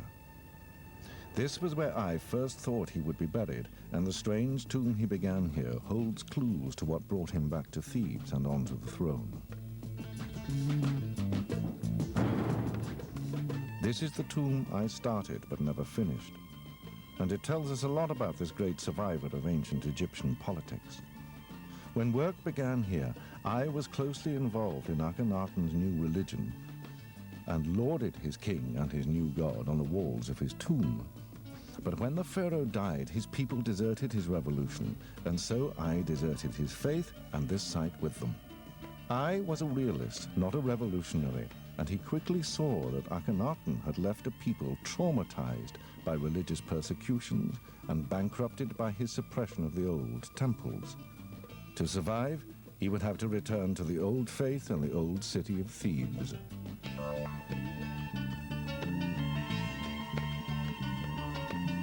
The Egyptian temples were the powerhouses of the Egyptian economy. So if someone like Akhenaten comes along and closes down all the temples and takes over their assets, then this is making quite a considerable economic statement, and it is economic suicide. But if Ai helped Tutankhamun to restore the old religion and the economy, then why did he bury him with so many reminders of his tragic and dangerous Amarna past?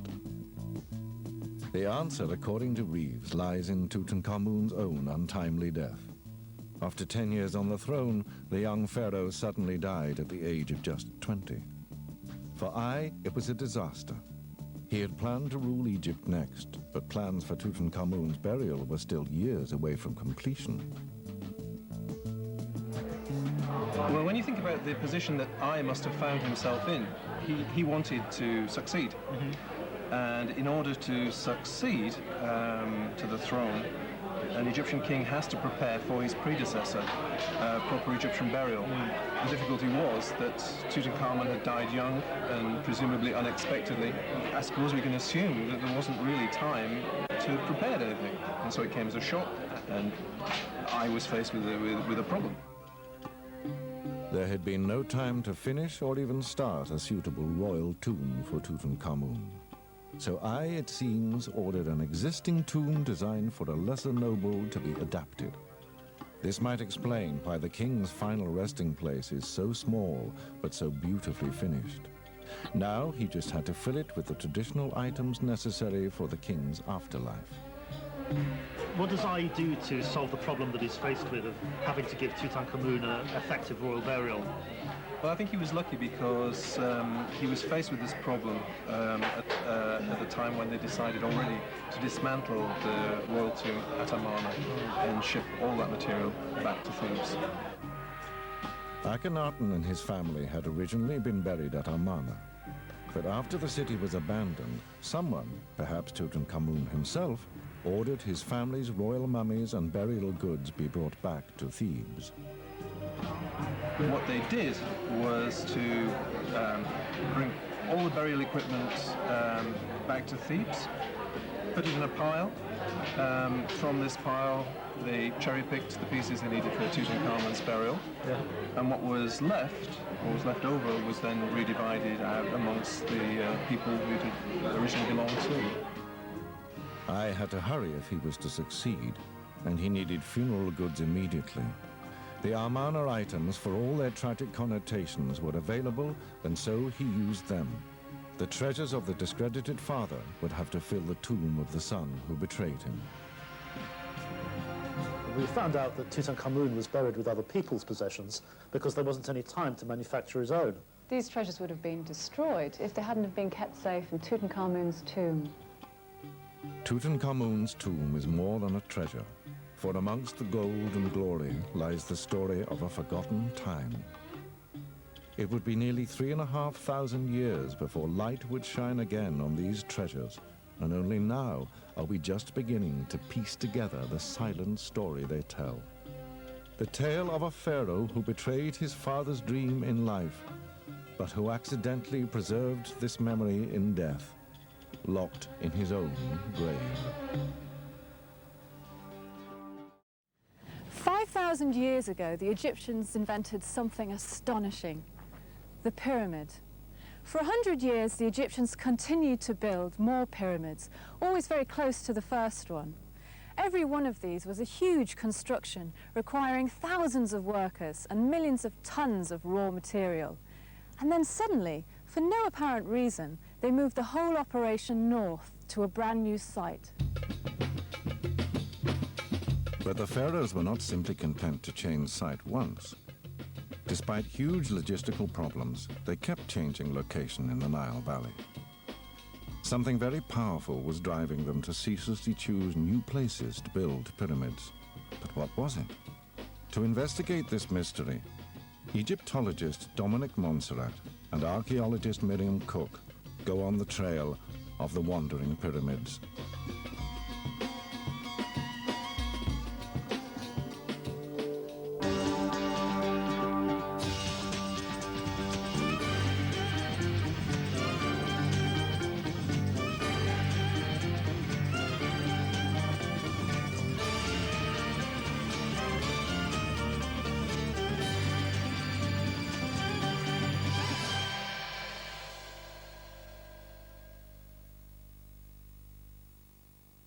To trace hundreds of years of pyramid building, the Egypt detectives have taken to their mobile headquarters, letting the river take the strain of carrying them between the sites. For the pharaohs building those monuments, however, things were not so simple. Each time a new location was chosen, a whole city of laborers, stonemasons, architects, and surveyors had to be moved, resettled, and supplied. The whole extraordinary project had begun, logically enough, close to the ancient capital, Memphis, from where building work could easily be overseen. But then, quite suddenly, that site was abandoned in favor of a new location at Giza. But even here, the pharaohs were not content, and they moved again, and again, and yet again, eventually ending up close to where the whole project had started, at Saqqara. For years, experts have argued over whether it was purely practical considerations or some deeper religious reason that drove the moves. Why isn't there just one great pyramid field where each pharaoh could rest surrounded by his predecessors? Archaeologists have not yet reached a consensus, and the Egypt detectives are no exception. This is the situation we have. This is the pyramids at Saqqara, of the Nile, and then the move up to Giza. And we need to explain why. Well, these are religious monuments. The Egyptians are incredibly particular about their sacred spaces. So I wonder if there isn't some religious aspect of the Giza plateau that influences the relocation. Dominic's years of research suggest to him a religious explanation, but Miriam is after archaeological evidence. Was it significant that the first pyramid built at the new northerly location was the massive Great Pyramid? Building the Great Pyramid was the most challenging engineering feat that they'd ever attempted. The puzzle must have something to do with that. The move north must have solved engineering or structural problems. Well, what problems? Well, that's what we need to find out. To discover what practical considerations drove pharaohs to choose a pyramid site, Miriam has decided to look more closely at the construction and location of the earliest pyramid of all, built around 2650 BC at Saqqara. This was the first in what would soon become an essential part of the pharaoh's burial rite.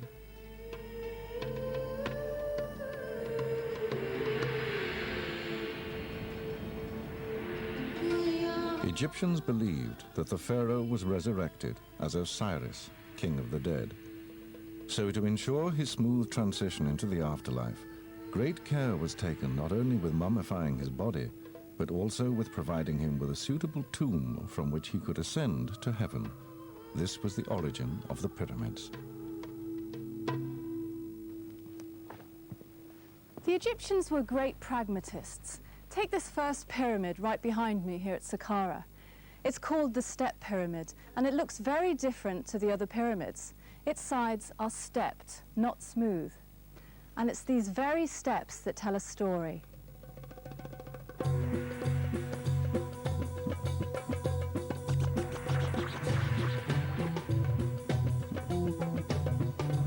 Before this pyramid was built, the elite of ancient Egypt were buried in flat roof tombs called mastabas. Look at this first step. It's obviously the first thing to be built. And the incredible thing is they could have stopped right here. Without going any further, they'd already created a low-lying flat-roofed tomb called a mastaba. Until the Step Pyramid, the kings had been very happy to be buried within these mastabas. So the builders could have packed up their tools and gone home. But they didn't. They had an inspiration. Why not build big and place more mastabas on top of the first? And that's just what they did. And then they built another, and then another, and then another. And the result was the very first pyramid. I think the evolution of all the pyramids was the result of these practical what-if experiments. The ancient Egyptians became increasingly ambitious, testing the limits of their skills and their raw materials. But Dominic isn't easily convinced by the practical argument. He's searching for a deeper spiritual answer among Egypt's ancient religious records. Miriam, meanwhile, went in search of a concrete example to prove her point. Could she unearth practical reasons why the pharaoh Khufu had first decided to move away from Saqqara and build far to the north at Giza?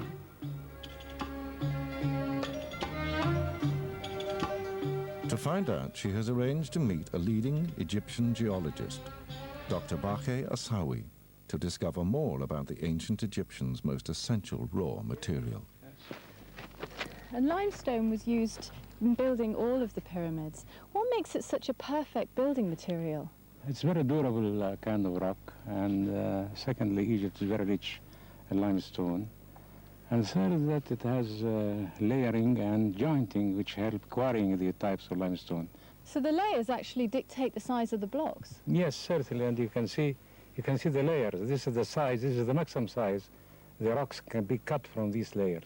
So the Pharaoh Khufu's grand plans could have been limited by the size and availability of the limestone blocks at Saqqara. So when they wanted to build a bigger pyramid, they were actually limited by the raw material here? Yeah, and not only this, but also because of the space also. You don't have quite a good space here to build bigger pyramids. And so they had to go to a different place? Oh, yeah, indeed they did.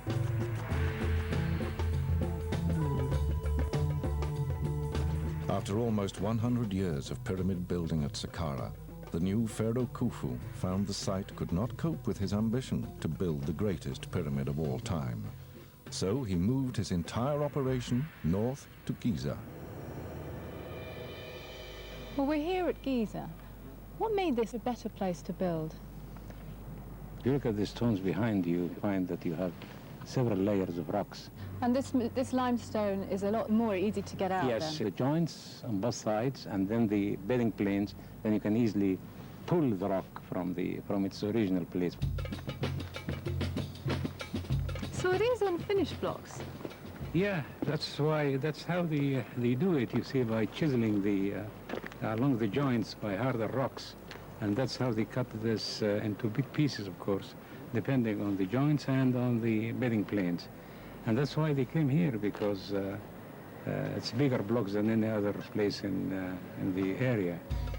Dr. Desawi's theory suggests that it was the availability of larger stone blocks and a greater expanse of flat ground on which to build that persuaded Khufu to abandon the burial site of his ancestors and move to Giza. Practical reasons from a practical pharaoh. Giza was the perfect place.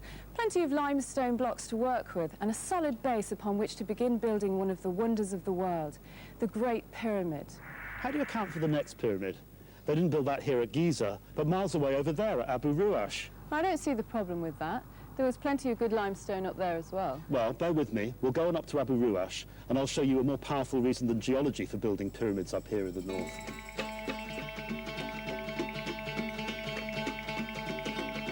Simple geology might explain why building moved from Saqqara to Giza. But what Miriam can't explain is why the next pharaoh then abandoned this apparently perfect site and moved again. Perhaps it's time to see if Dominic really can discover more compelling answers deep in Egypt's ancient religion.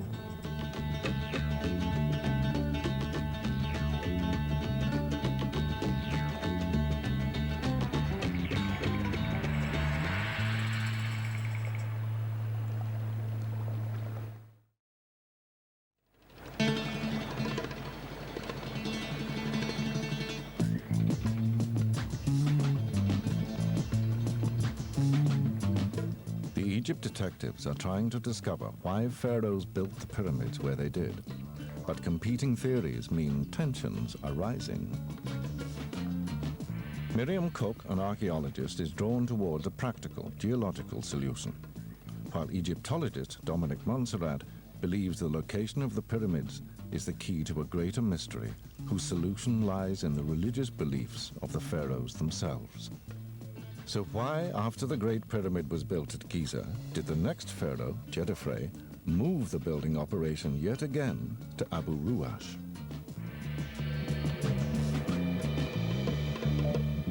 Well, you've brought me here to Abu Ruash, and I'm standing on the pyramid, but it doesn't look very finished to me. That's right, it probably never was finished. It's always seemed like an odd thing to do, to come all the way up here to build if there's all that marvellous building stone on the Giza plateau. I just don't find the geological argument accounts for everything. Well, how would you explain it then, Dominic? Well, if we'd been standing up here 4,500 years ago, we'd have been able to see Heliopolis, and I think that's a really important clue. And why is that? Well, if you buy me a cup of coffee, I might just tell you. OK, you're on. Heliopolis, the center of sun worship in ancient Egypt and the city at the heart of the pharaoh's beliefs. A city now lost in suburban sprawl. But what has this to do with pyramids?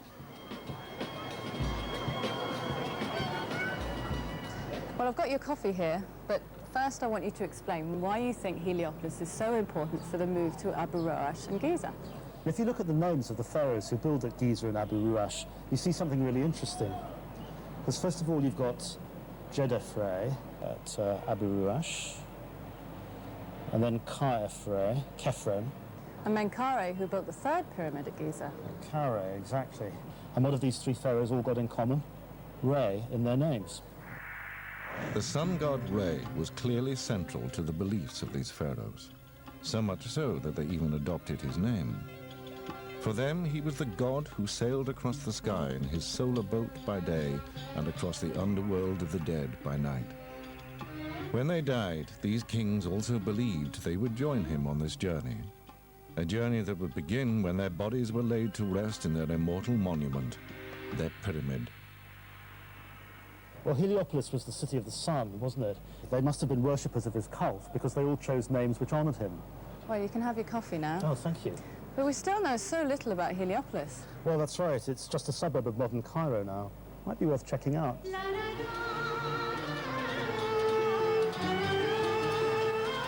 The site of Heliopolis today has been overwhelmed by the suburbs of Cairo. But do any clues survive to link these sun pharaohs with their sun city? And can these provide a solution more compelling than Miriam's?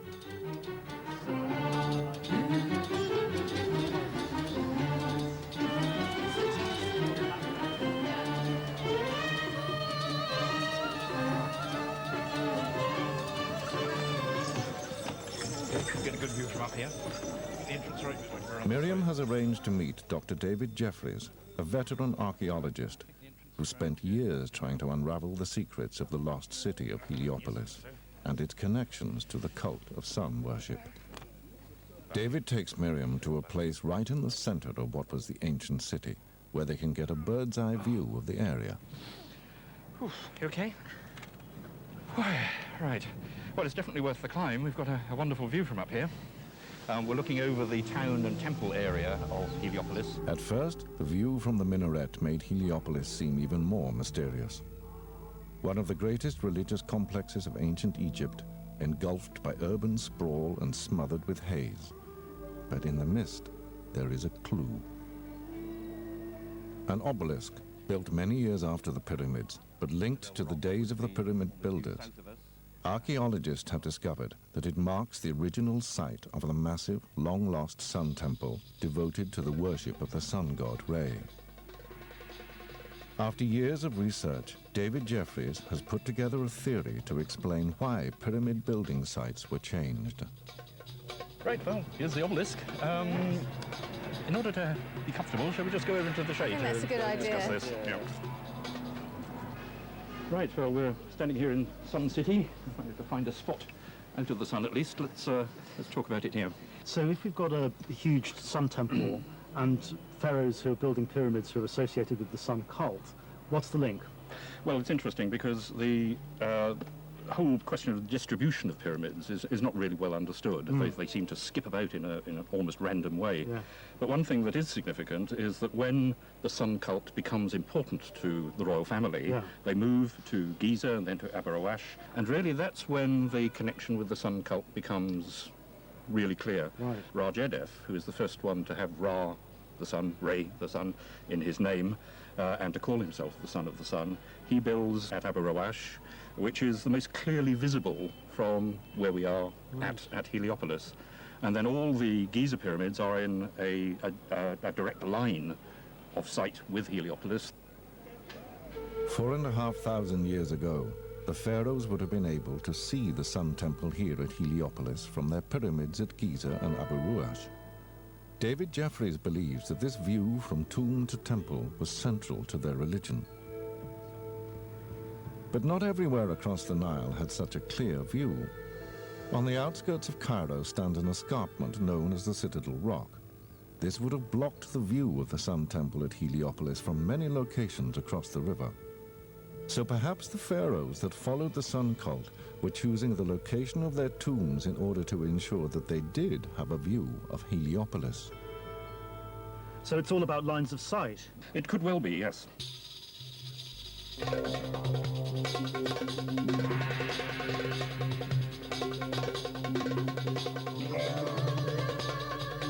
For the followers of the sun cult, so the theory goes, seeing really was believing.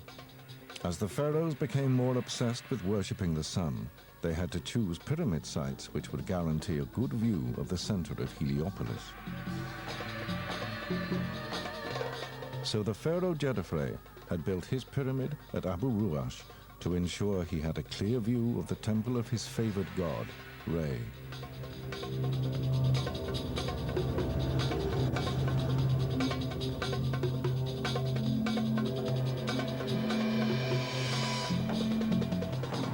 The next pharaoh, Khafre, went back to Giza, as did his successor, Menkaure, but both chose sites where they still had a clear line of sight with Heliopolis. But the map also shows a weak link in this theory. I think that there's a problem with this lines of sight theory of David Jeffries. The next three pharaohs built their pyramids back near Saqqara at this place called Abu Sir, and they were still worshipping the sun god Re. But the problem is that the line of sight between Abu Sir and the sun temple at Heliopolis is blocked by the citadel rock.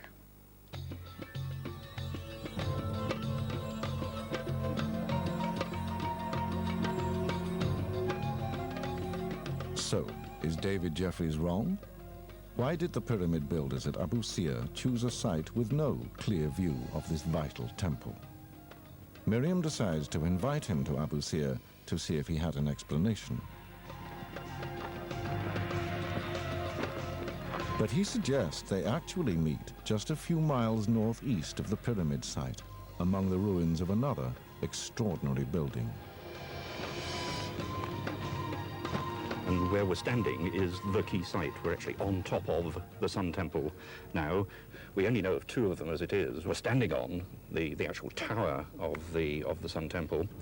So what's that structure down there for? Right, well, rather like a pyramid, the Sun Temple is surrounded by its own temple complex. And what we're looking at is really a unique structure. We don't know of anything quite like it from anywhere else in Egypt.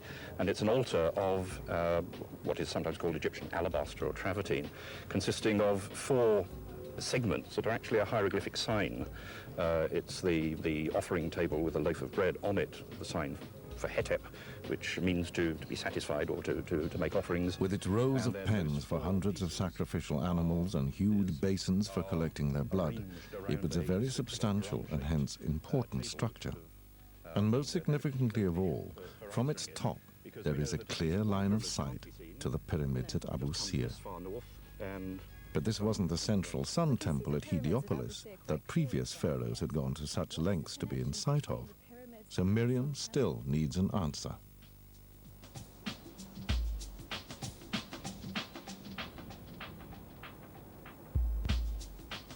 Even when the kings are building at Abu Sir, the point really is this question of visibility from the center of the sun cult itself at Heliopolis. The Abu Sir pyramids are out of sight from Heliopolis. In building back near their capital at Memphis, these pharaohs had seemingly sacrificed that all-important view, a view previous rulers had gone to huge lengths to protect. Just to the south of Heliopolis, south of Cairo, you've got this promontory that sort of sticks out from the main cliff line where the Islamic citadel was built. We call it the Citadel Rock. And that interrupts the line of sight between Heliopolis and the Abu Sir pyramids, even though the Abu Sir pyramids are sun kings, but their pyramids are back close to Memphis, and they cannot be seen from the center of the sun cult. But the sun temple can. The pyramids at Abu Sir would have had a view of this, their own sun temple, which itself then had a direct line of sight to Heliopolis. What David is suggesting was that this temple created a visual link, a relay between the Abu Sir pyramids and Heliopolis. It is an ingenious solution to the pharaoh's problem of building near their physical capital of Memphis, but also maintaining their connection with their spiritual home at Heliopolis. A uniquely Egyptian answer to reconciling the physical problems of pyramid building with the spiritual demands of the gods. This was the truth behind the riddle of the pyramids. Egyptian kings chose their burial places with an eye to the gods, but also with concern for the massive logistical effort involved in building these legendary structures.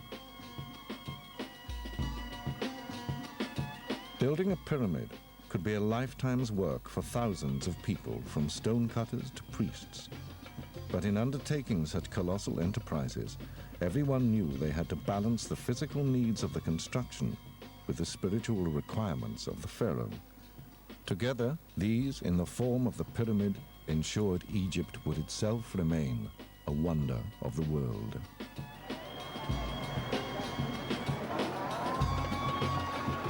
It's time for the Egypt detectives to compare notes and see whose theory is right.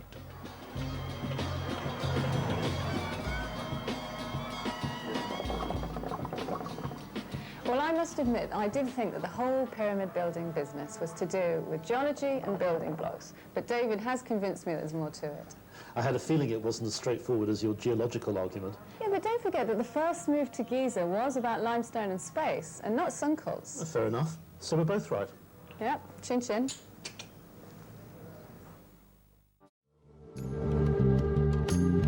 Mummies are among the most celebrated creations of ancient Egypt. Invented to preserve the dead for eternity, many mysteries still surround them. Now Egyptologist Dominic Montserrat and archaeologist Miriam Cook investigate one of the most remarkable mummy puzzles of all.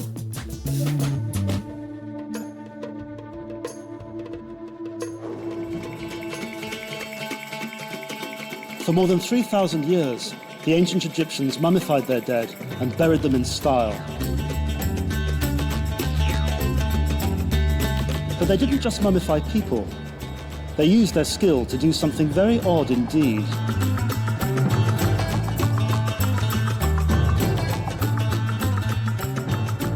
In a labyrinth of tunnels dug deep beneath the pyramids, there is a whole other world. It is stuffed full of animal mummies. Why on earth did the ancient Egyptians mummify so many animals?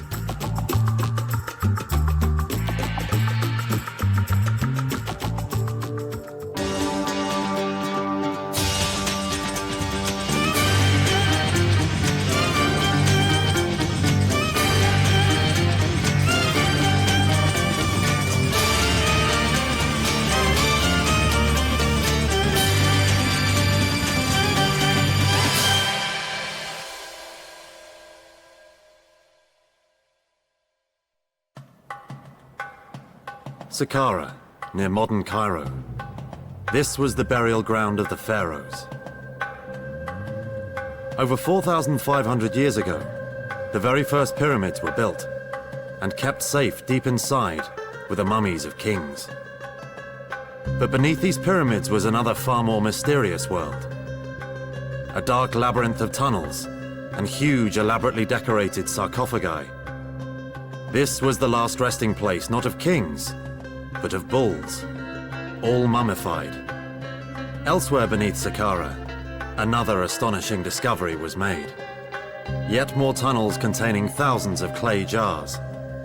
Inside were mummified animals, including hawks, ibises, and baboons. Here lies a mystery, a secret world of mummified animals, literally millions of them. But why?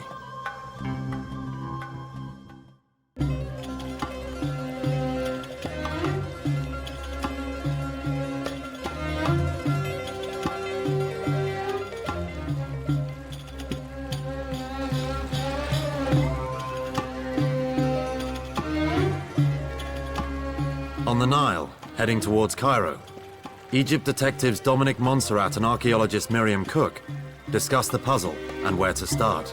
I wonder why they're doing it.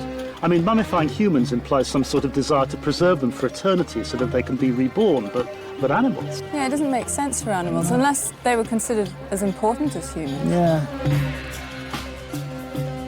Mummification of humans was essential to Egyptian religion.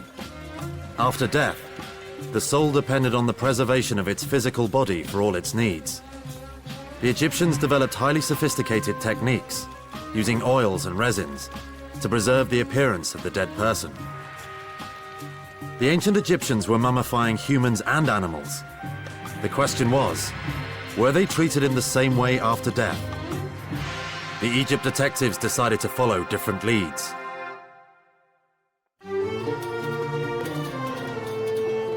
Dominic headed off to see one of the biggest collections of animal mummies in the world, at the Cairo Museum.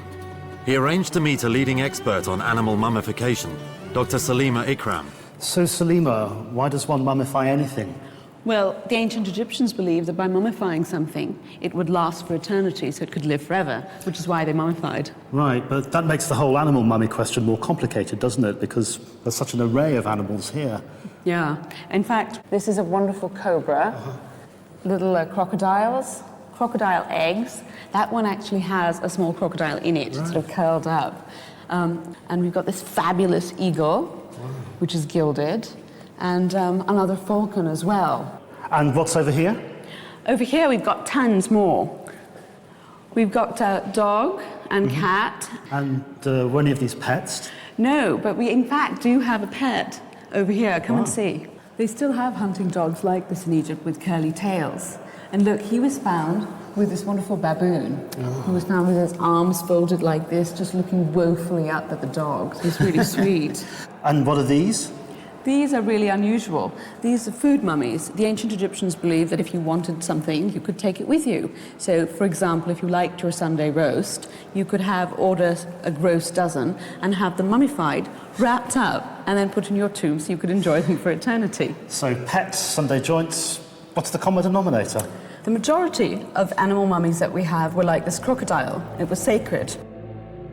For the ancient Egyptians, crocodiles were sacred because they were the earthly form of a god, and they weren't the only animals worshipped in ancient Egypt. At one of the most important temples in Egypt, there was evidence of the significance of animals in Egyptian society and religion, and it was etched all over the walls.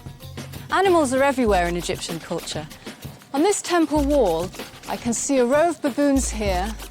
There's 2 snakes above them. And over there's a lioness. There's a vulture. These are just a few members of this sacred zoo.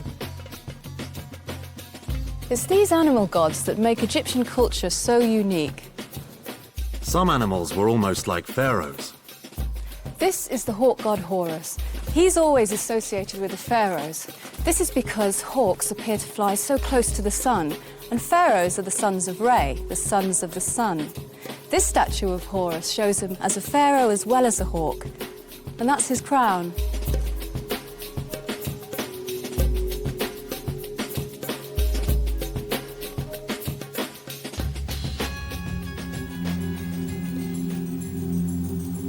Some animals were linked to pharaohs and were worshipped as gods.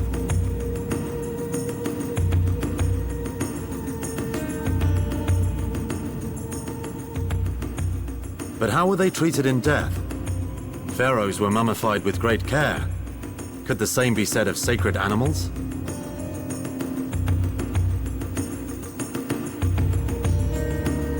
To find out, Dominic and Miriam turned to Dr. Stephen Buckley, based in Britain.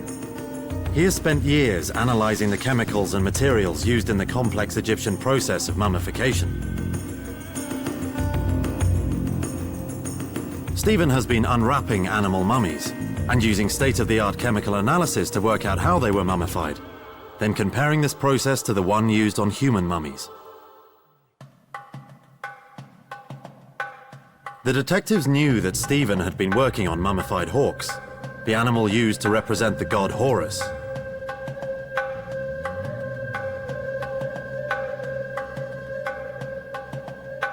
I'll see if I can get him online. It's going to work. I don't know, we can only try. His work turned out to confirm what they suspected. Here you're seeing plant oils and beeswax being mixed together, which is also what we see in many of the elite human mummies at this time. The care and attention taken with this hawk suggests that they were looking at this as being a representation of the particular deity of Horus. So the evidence showed that after death, the ancient Egyptians did use the same highly sophisticated techniques to mummify sacred animals like hawks as they did humans. And according to Egypt's leading expert, Dr. Zahi Hawaz, the ancient Egyptians saw their gods within animals.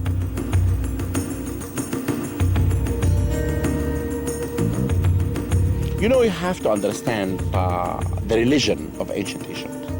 And the religion of ancient Egypt, that the Egyptian looked at animal as sacred and divine, because animals did play an important part in the life of the ancient Egyptian. When the Egyptian mummify a cow and worship a cow, it did not mean that the Egyptian worshipped the cow. They worshipped what is in the cow.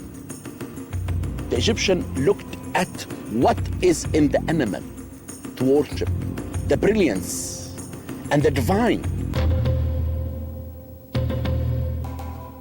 The sacred brilliance of animals seemed to burn brightest near the pyramids of the pharaohs at Saqqara.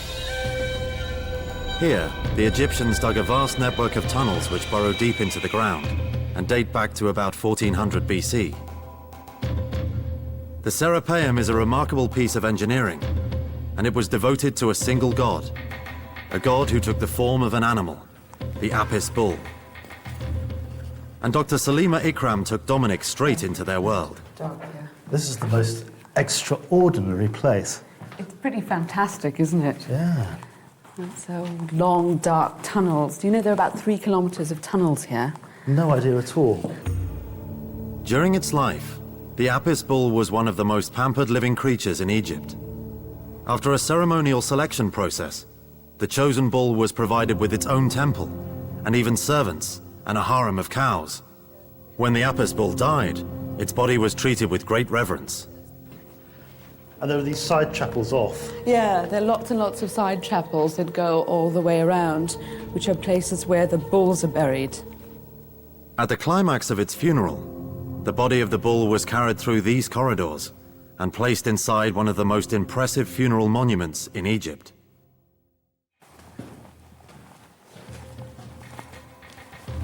Here it is. Good heavens. That is colossal. It's really huge. Would you mind lighting me down, please? Of course not. This is a sarcophagus for one of the sacred Apis bulls.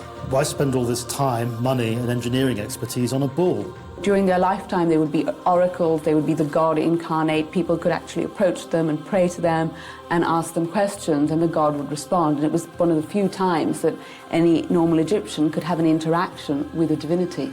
How did it end up in this enormous stone box?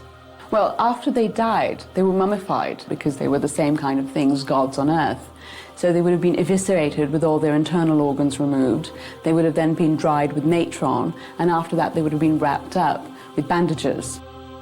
And then after that they'd be brought down through this corridor with great pomp and circumstance and celebrations and weeping and wailing at the same time, and then finally put inside these boxes, these sarcophagi, where they were supposed to rest for eternity.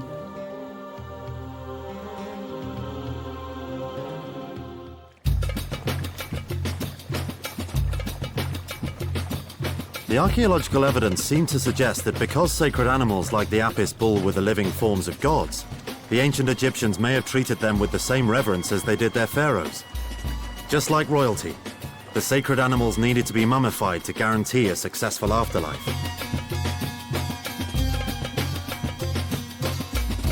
But at the other animal burial ground beneath Saqqara, archaeologists have recently made a count of all the animal mummies buried there, and there are literally millions of them. The Egypt detectives were sure that such a vast number of mummified animals could not all be as sacred as hawks and Apis bulls. The investigation was about to take a surprising turn and would reveal an unexpected link to the decline and fall of ancient Egypt itself.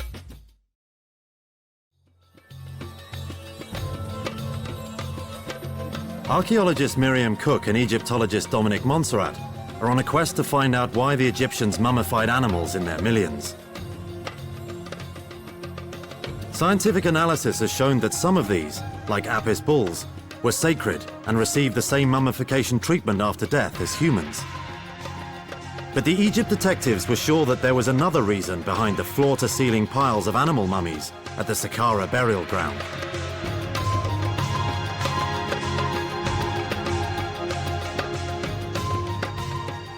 The animal necropolis was first discovered in the 1920s.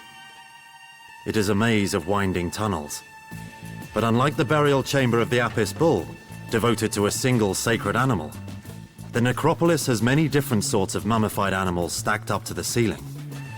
Of the thousands of burial places left by the ancient Egyptians, the catacombs here at Saqqara must be the strangest. For buried down here are more than 2.5 million animals, every one of them mummified. And this is just one of them. There are many different species of animal buried down here, including ibis, hawks, and baboons. This zoo was very different from the Serapeum's cult of the single Apis bull.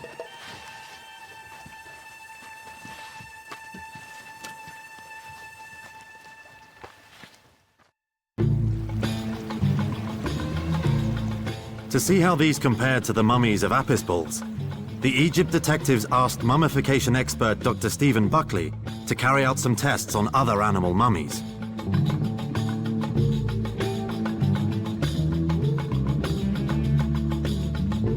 I wonder what Stephen managed to find out for us. Well, I've got them online here. Hang on a second.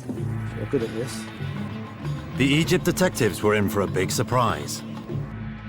Although it's very clear that some of these mummies were treated with a great deal of care and reverence and expensive materials, many others were fairly cheap and cheerful, and in fact some put together by using sticks and other bits of material. This evidence suggested that many mummies were poorly produced. Stephen had even discovered fakes, animal mummies with nothing inside. This new evidence of mass production and fakes painted a very different picture from the carefully mummified sacred animals, like Apis bulls and hawks. It does seem like it's a sudden craze. Miriam and Dominic knew that the Apis bulls' burial chambers were built around 1400 BC. They contacted Stephen to find out if the sacred animals and fakes were made at different periods in time. If we focus on the wrappings, these can be a useful way of determining which period in Egyptian history they came from. The more elaborate wrappings came in relatively late, 300 BC and onwards, during the Ptolemaic and particularly the Roman period, up to about 400 AD, where we really saw a big explosion in these numbers at this time. Sounds like a bit of a sudden craze. Yeah, rather than a long-term accumulation. Stephen's work showed that there had been an explosion of animal mummification after 300 BC, a time when ancient Egypt was under foreign rule. The Egypt detectives headed to Alexandria, then Egypt's capital, to find out what was happening at the time.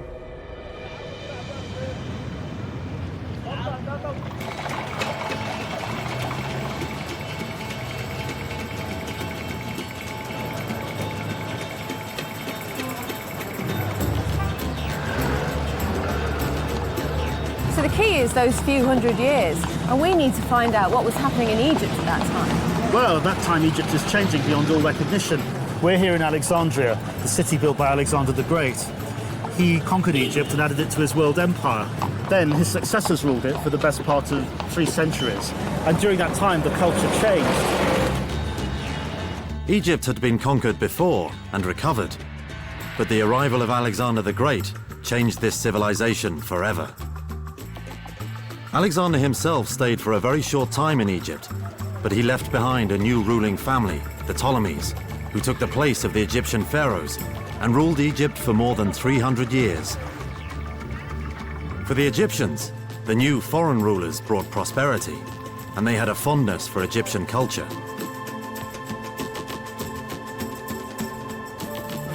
Could this have anything to do with the animal mummies? Well, the animal mummies are all from temples, aren't they? So I think we need to find out exactly what's happening in the Egyptian temples under these foreign rulers. To find out if there was a connection between foreign conquest and the new craze for animal mummification, the detectives went to one of Egypt's biggest temples, at Edfu.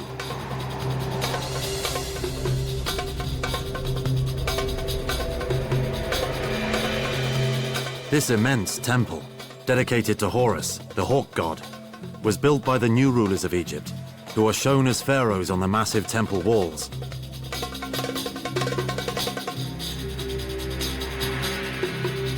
Before Alexander the Great and his heirs, Egyptian temples were accessible only to their priests and the Egyptian elite. In earlier Egyptian times, temples would have been inaccessible to ordinary people like us. We'd have been stopped here at the great enclosure walls that ring the temple. So elite spaces, really? Oh yes, absolutely. And ordinary people would have polluted them just by going inside. But Edfu was not exclusive to the elite. Its doors were also open to the middle classes. But how did this link to the animal mummification craze? And the evidence lies in the architecture. Come and have a look at this. You'd never get a structure like this in an earlier Egyptian temple, right inside the enclosure walls. It's a complete innovation. Go on. Well, we know that people could hire the rooms inside structures like this for private celebrations like weddings and comings of age. So it's as though the great temples are being integrated into the private religious lives of individuals. And what evidence do we have for this? Oh, lots of documentation. In some cases, the actual wedding invitations. So really big changes are happening. The boundaries are being broken down between the public and the private spaces, and people are being allowed in. Yeah, that's right. What we need to do now, of course, is relate it back to the animal mummies. Temples like the one at Edfu became popular places under Egypt's new rulers. This was a radical change. Common people were allowed inside certain temple walls. Under foreign rule, many Egyptian traditions had been lost, but one of the main surviving legacies of their great culture was their religion. The Egypt detectives thought it was likely that there was a link between this, the new temple culture, and animal mummification. Miriam and Dominic headed north again to piece together the evidence. Dominic knew that temples kept records, and that these might hold the solution to the mystery. And temple records from Saqqara have survived.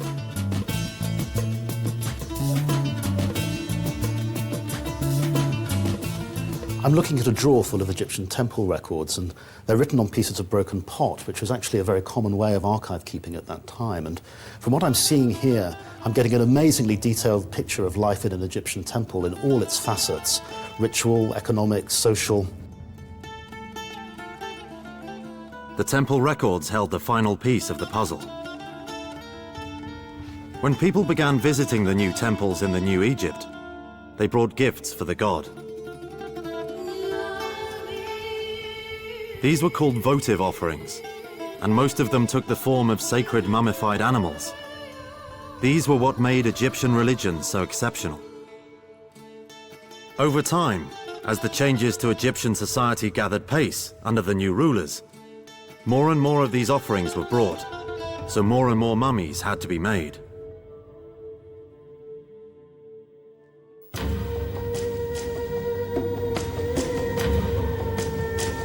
The temples became mummy factories, supplying votive animal mummies for the right price. Embalmers and potters would have been in high demand. There were even farms breeding animals just for mummification.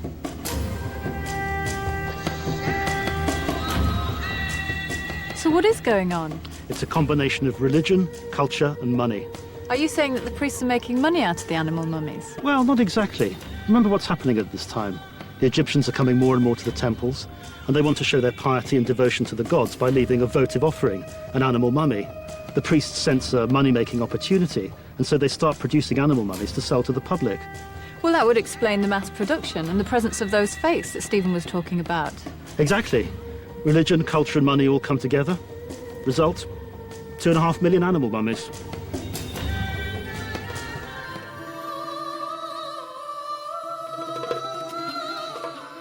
Egypt had been conquered, but it had hung on to a vital aspect of its culture by offering millions of animal mummies to the gods.